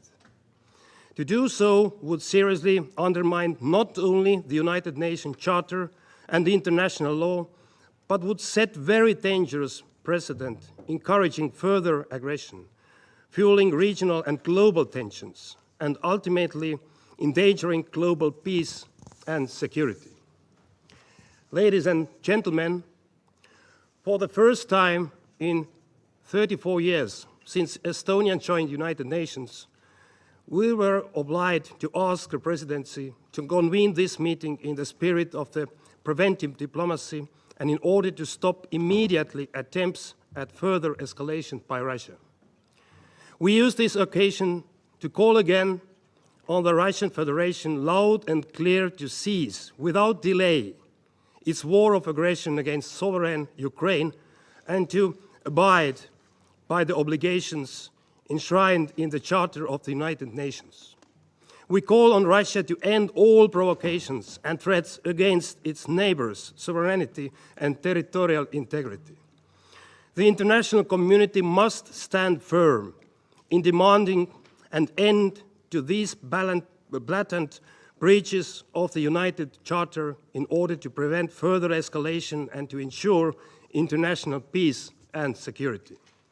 Ladies and gentlemen, Estonia is convinced that all responsible members of the international community should always call out such outrageous actions by any member of the United Nations, and even more so by a permanent member of the Security Council, entrusted with a special responsibility to safeguard international peace and security. And yet, words are not enough. As Russia itself has become a real threat to global peace and security, we need to exercise collectively maximum pressure on Russia, forcing it to just and lasting peace in Ukraine and forcing it to abandon its criminal, neo-colonial and imperial ambitions. Together we can hold Russia accountable for its crime of aggression against Ukraine, for the war crimes and crimes against humanity it has committed since 2014, and for its ongoing violations of international treaties and agreements it has pledged to uphold. Impunity appeasement and further concessions would only embolden Putin and would lead to new crimes. We can succeed only if acting decisively together in defense of the United Nations Charter and the international law. Finally, let me assure that the members of the Security Council and wider audience that Russia's threats and provocations are not going to weaken our resolve to support Ukraine in its defense against the Russian aggression. Just and lasting peace in Ukraine will strengthen the multilateral system based on international law, with the United Nations and its charter at the core, as well as international peace and security across the globe. Thank you, President. I thank His Excellency Mr. Tsakna for the statement. I now give the floor to Her Excellency Ms. Kaja Kallas, High Representative of the European Union for Foreign Affairs and Security Policy and Vice President of the European Commission. Thank you, Mr. President, Excellencies. The United Nations was founded on a set of shared values and principles, foremost the pursuit of peace and security. Although these values are being continuously tested and tried, the adherence to these values is still what brings us together in this room. There is one country present here in this room which is actively seeking to undermine the values and principles the nations of the United Nations have committed upholding. Last week, Russia once again violated international law and the sovereignty of an European country. For 12 minutes, 3 armed Russian fighter jets blatantly violated Estonian airspace. The same type of fighter jets that regularly bomb innocent civilians in Kiev. The recent violation of Estonian airspace is unprecedented in both scale and recklessness. It was a deliberate provocation which could have ended with devastating results. This comes after Russian violation of both Polish as well as Romanian airspace with drones a week earlier. It cannot be that Russia accidentally violates 3 times in 2 weeks European airspace. And if it was accidentally, it was a mistake, there has been plenty of time for Russian Federation to apologize and say, sorry, we made a mistake. Instead, we see a pattern. Russia is testing European borders, probing our resolve, undermining the security of the whole of Europe. Russia will continue to provoke as long as we allow it. Therefore, the United Nations and the international community must clearly condemn such actions. It is a breach of the UN Charter, which obliges all states to respect the sovereignty and territorial integrity of other countries. And it is particularly cynical that a permanent member of the UN Security Council, entrusted with safeguarding peace, actively seeks to undermine it.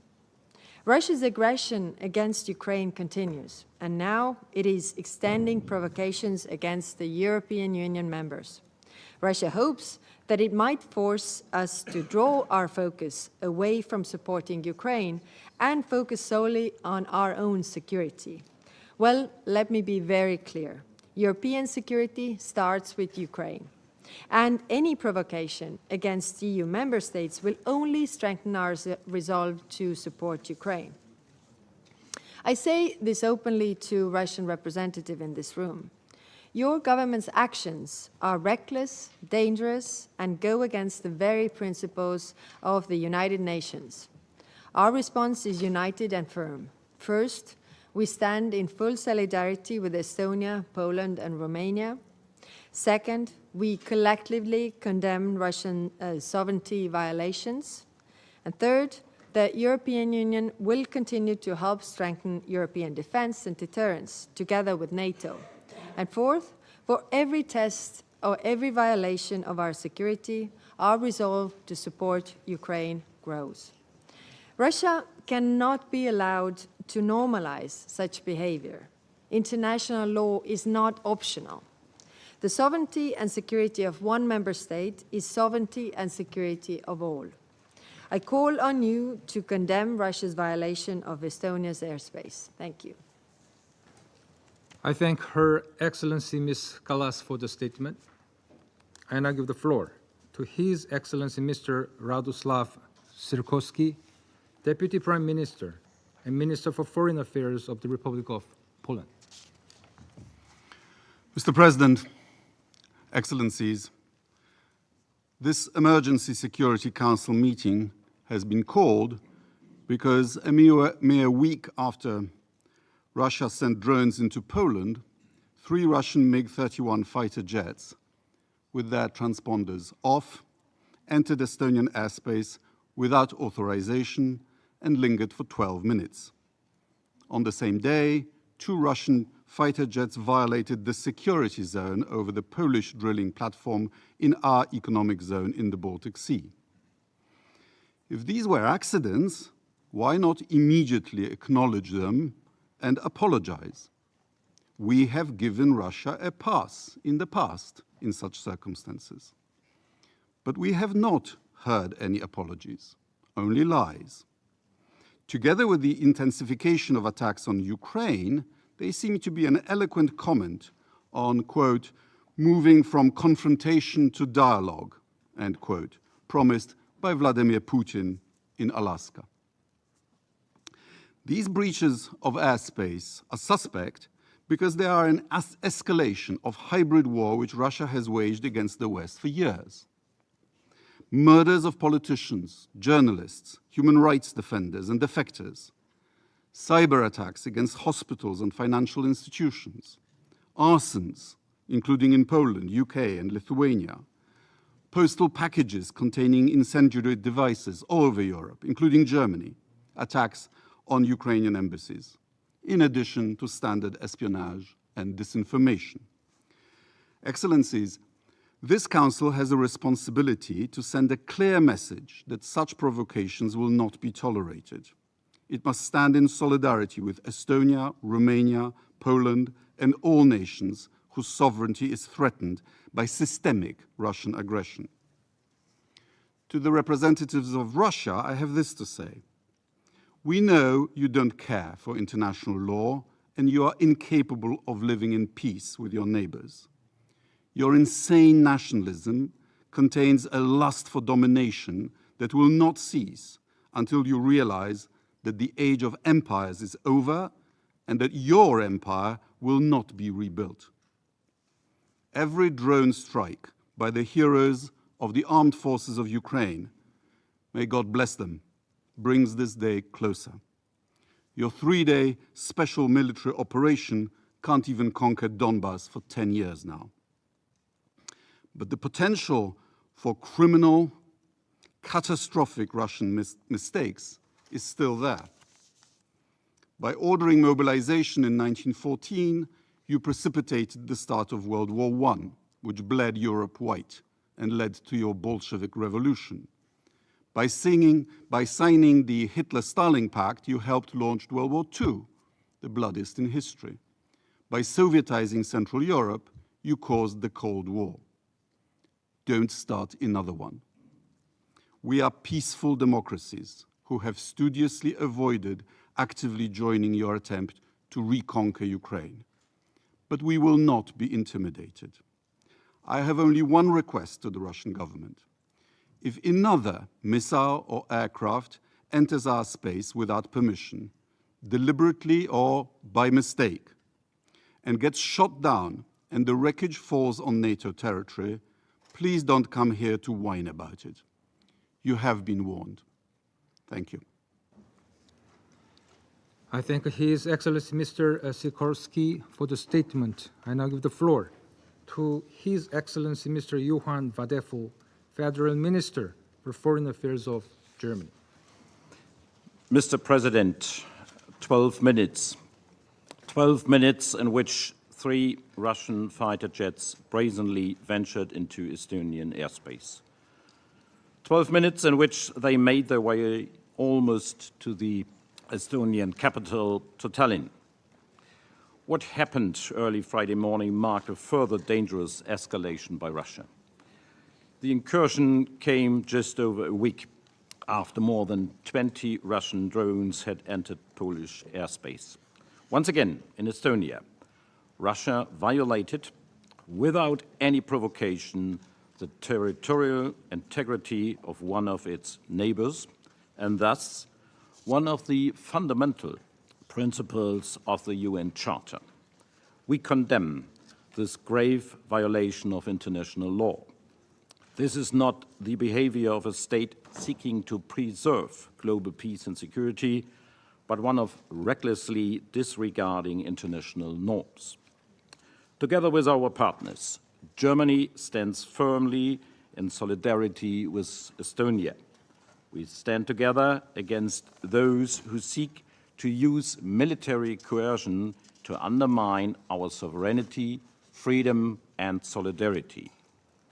The most recent alarming incidents bring to light two significant insights. First, Russia's ongoing aggression is not only directed against Ukraine and its people, rather, in its reckless behavior, Russia poses a serious danger to regional security as well as to global peace and stability.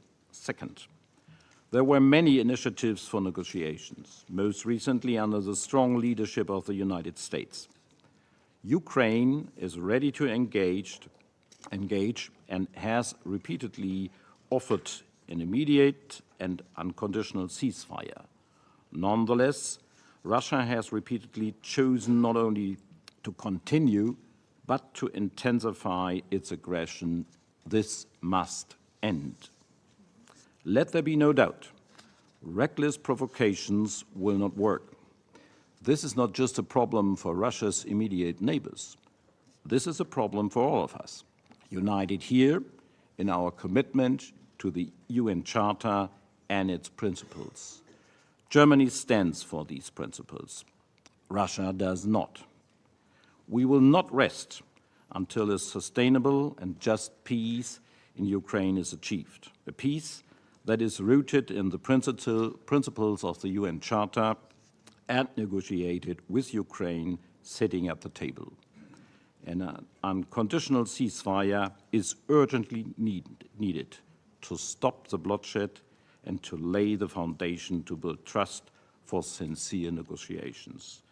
The people of Ukraine, as well as the people of Estonia and Poland, just as the people of every country, have the right to live in peace and security. It is our shared responsibility as UN member states to hold those accountable who endanger peace and security. I thank you.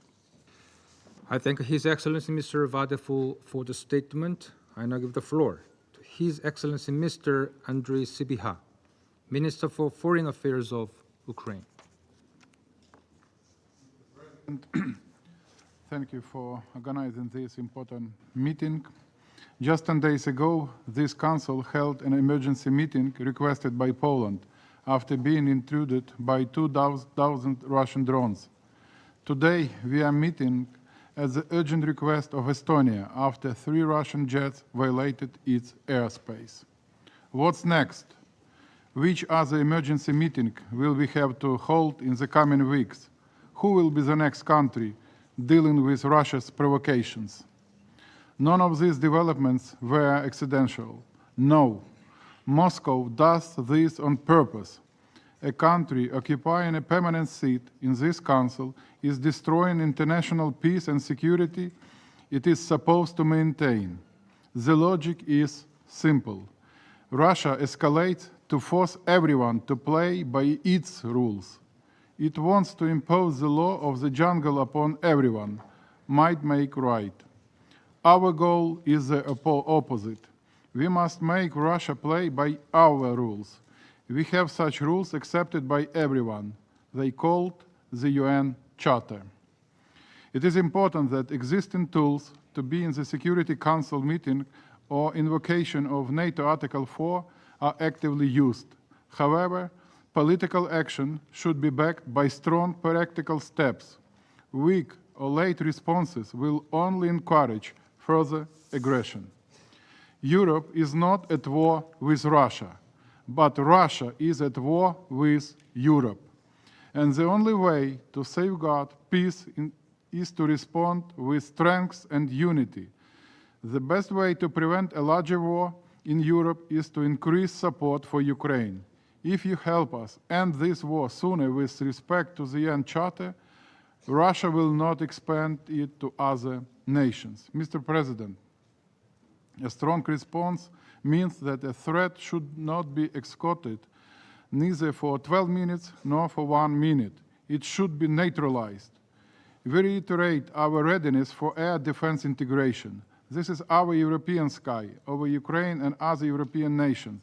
This is our common security space, and we must have a common sky shield to protect us all.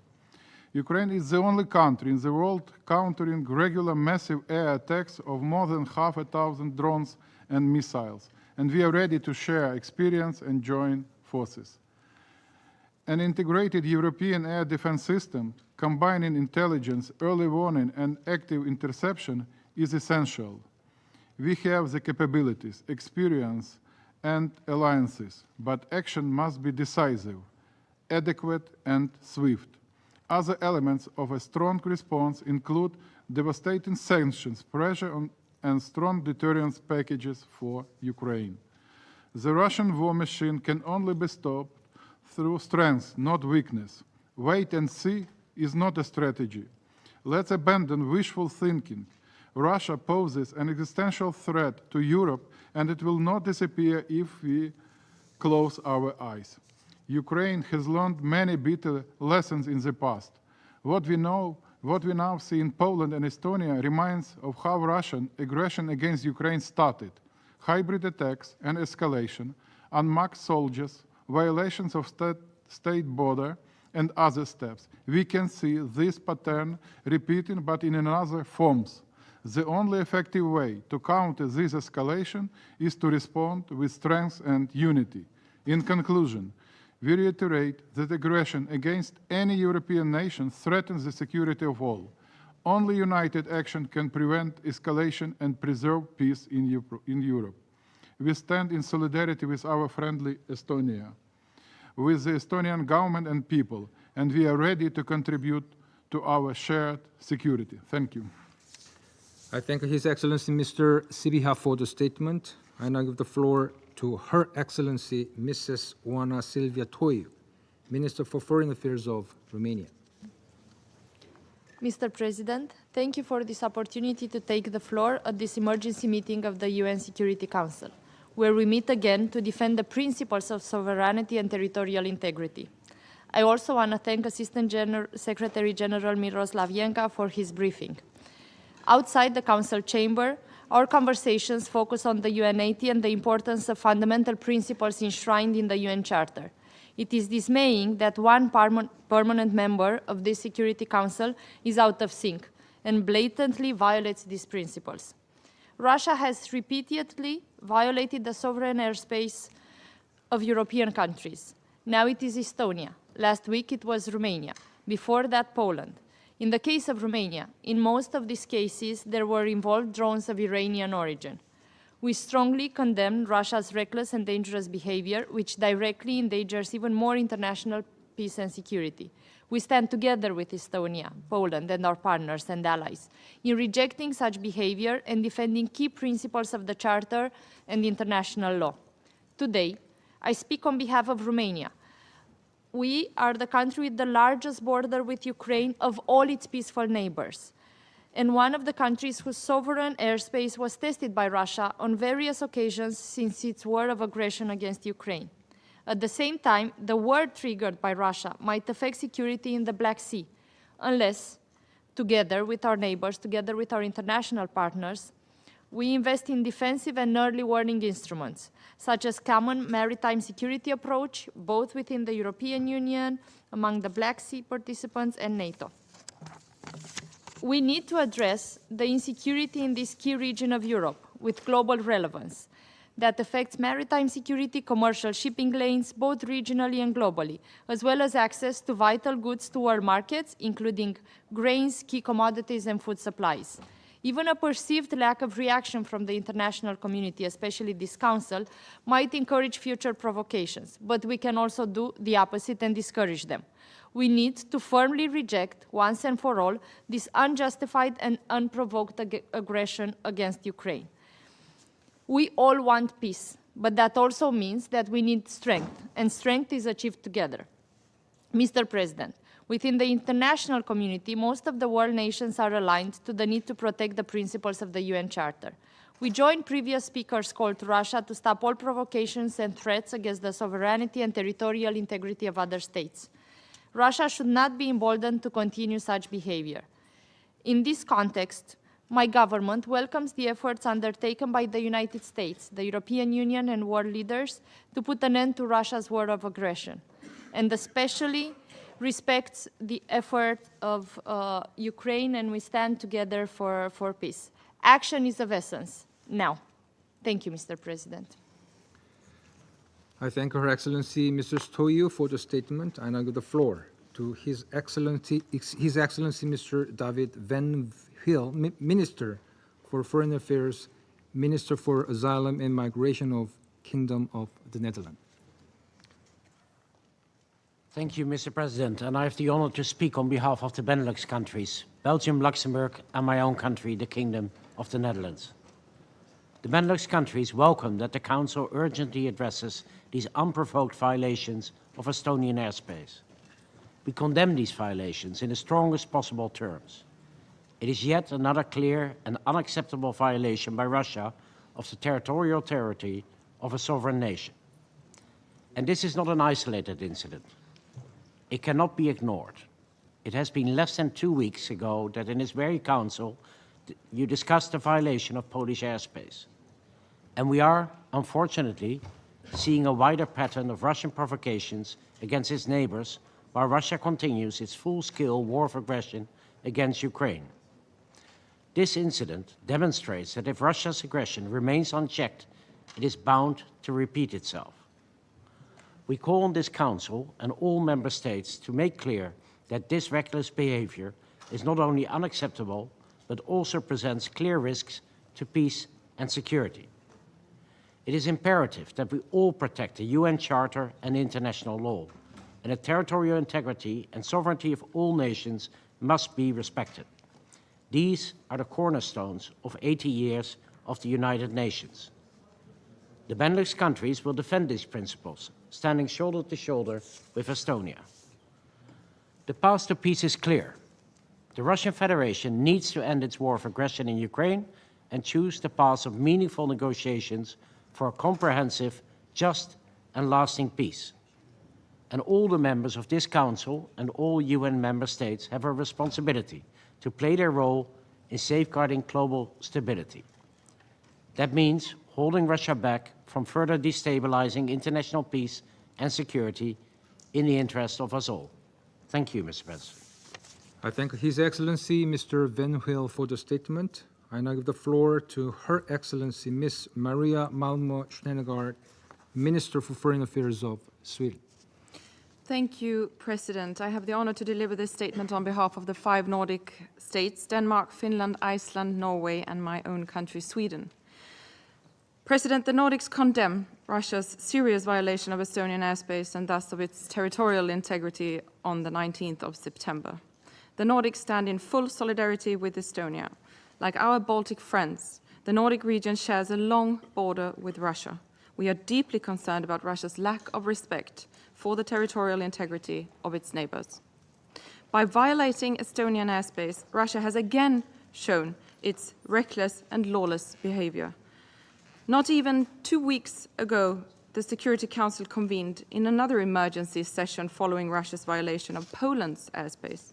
Since then, Russia has also violated Romania's airspace. We urge Russia to immediately stop and to bear its responsibility as a permanent member of this Council. Russia's recent airspace violations and its broader campaign of malicious activities against other countries illustrates the seriousness of Russia's threat to international security. It only strengthens our resolve in facing this threat by upholding our sovereignty and territorial integrity, as well as further intensifying our long-standing support to Ukraine. Over the past weeks, Russia has increased its attacks against Ukraine. Last week alone, Russia launched more than 1,500 strike drones, 1,280 guided aerial bombs, and 50 missiles against Ukraine, according to Ukrainian reports. These are not the actions of a country that seeks peace. The Nordic countries support a comprehensive, just, and lasting peace based on the UN Charter and international law. A peace must respect Ukraine's independence, sovereignty, and territorial integrity. President, we need to remind ourselves that Russia is waging a war of aggression against Ukraine in blatant violation of international law. Russia could end its war tomorrow. Until it does, the Nordics stand undeterred in face of Russia's illegal actions. I thank you. I thank Her Excellency Ms. Malmö Steingard for the statement. I now give the floor to Her Excellency Ms. Babia Bratze, Minister for Foreign Affairs of Latvia. Mr. President, I deliver this statement on behalf of two Baltic states, Lithuania and my own country, Latvia. I thank the Presidency of the Council for convening this meeting, and I thank Assistant Secretary General Janša for the briefing. Lithuania and Latvia stand in full solidarity with our neighbor and ally, Estonia. On 12 September, this Council strongly condemned the violation of Polish airspace by a massive Russian drone incursion. We expressed our full solidarity with Poland at that meeting, and we warned of the risk of further provocations by Russia. Now it is Estonia calling this meeting in response to another grave and deliberate escalation by Russia. Mr. President, Europe has witnessed a growing number of Russia's non-conventional attacks, ranging from GPS jamming, sabotage, attempts to place explosives on DHL planes, to drone incursions. Russia's war in Ukraine and Russia's flagrant violation of Estonia's airspace once again demonstrates Russia's complete disregard for the authority of this Council, and also for the demands expressed by international community in numerous UN General Assembly resolutions. And Mr. President, let me say, we are not facing a Ukraine crisis. We are faced with a Russia crisis. As we speak at this emergency meeting, Russia continues to target and destroy Ukrainian cities, critical civilian infrastructure, kill innocent civilians, medical personnel, children, women, all in pursuit of a land grab. Contrary to the efforts of the President of the United States and European and Ukrainian partners, Russia doesn't seek peace. Russia's imperial and colonial ambitions brutally violate UN Charter. Remember Georgia in 2008, Crimea in 2014, and then the full-scale aggression against Ukraine since 2022. Mr. President, today in 1939, Soviet and Nazi forces held a joint military parade to celebrate invading and partitioning Poland. We will never accept Russia's attempts to attack, dominate, intimidate, or establish a sphere of influence over its neighbors. Empires are dead. We, the free and democratic countries, will continue to invest in our deterrence, defense, resilience. We are working closely with our allies to deploy additional capabilities to ensure that future Russian provocations are not tolerated. And we ask the Council to continue to be engaged on upholding international peace and security. We are committed to it. Yet, ironically, again, it is the aggressive, revanchist behavior of Russia, permanent member of this August Council, who is gravely undermining global security. So Latvia and Lithuania call on this Council and all UN member states to condemn Russia's aggressive actions in the strongest terms. I thank you, Mr. President. I thank Her Excellency Ms. Baiba Bratze for the statement. There are no more names inscribed on the list of speakers. The meeting is adjourned.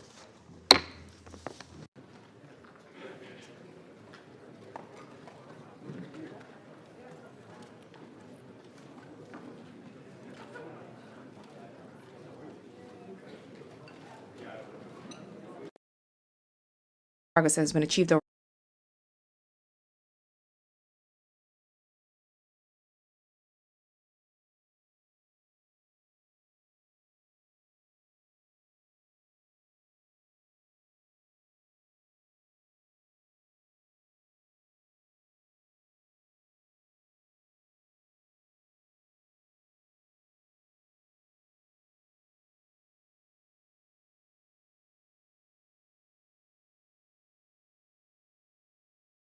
As part of our commitment to human rights and the dignity of every person, Monaco has always supported international efforts for advancing gender equality.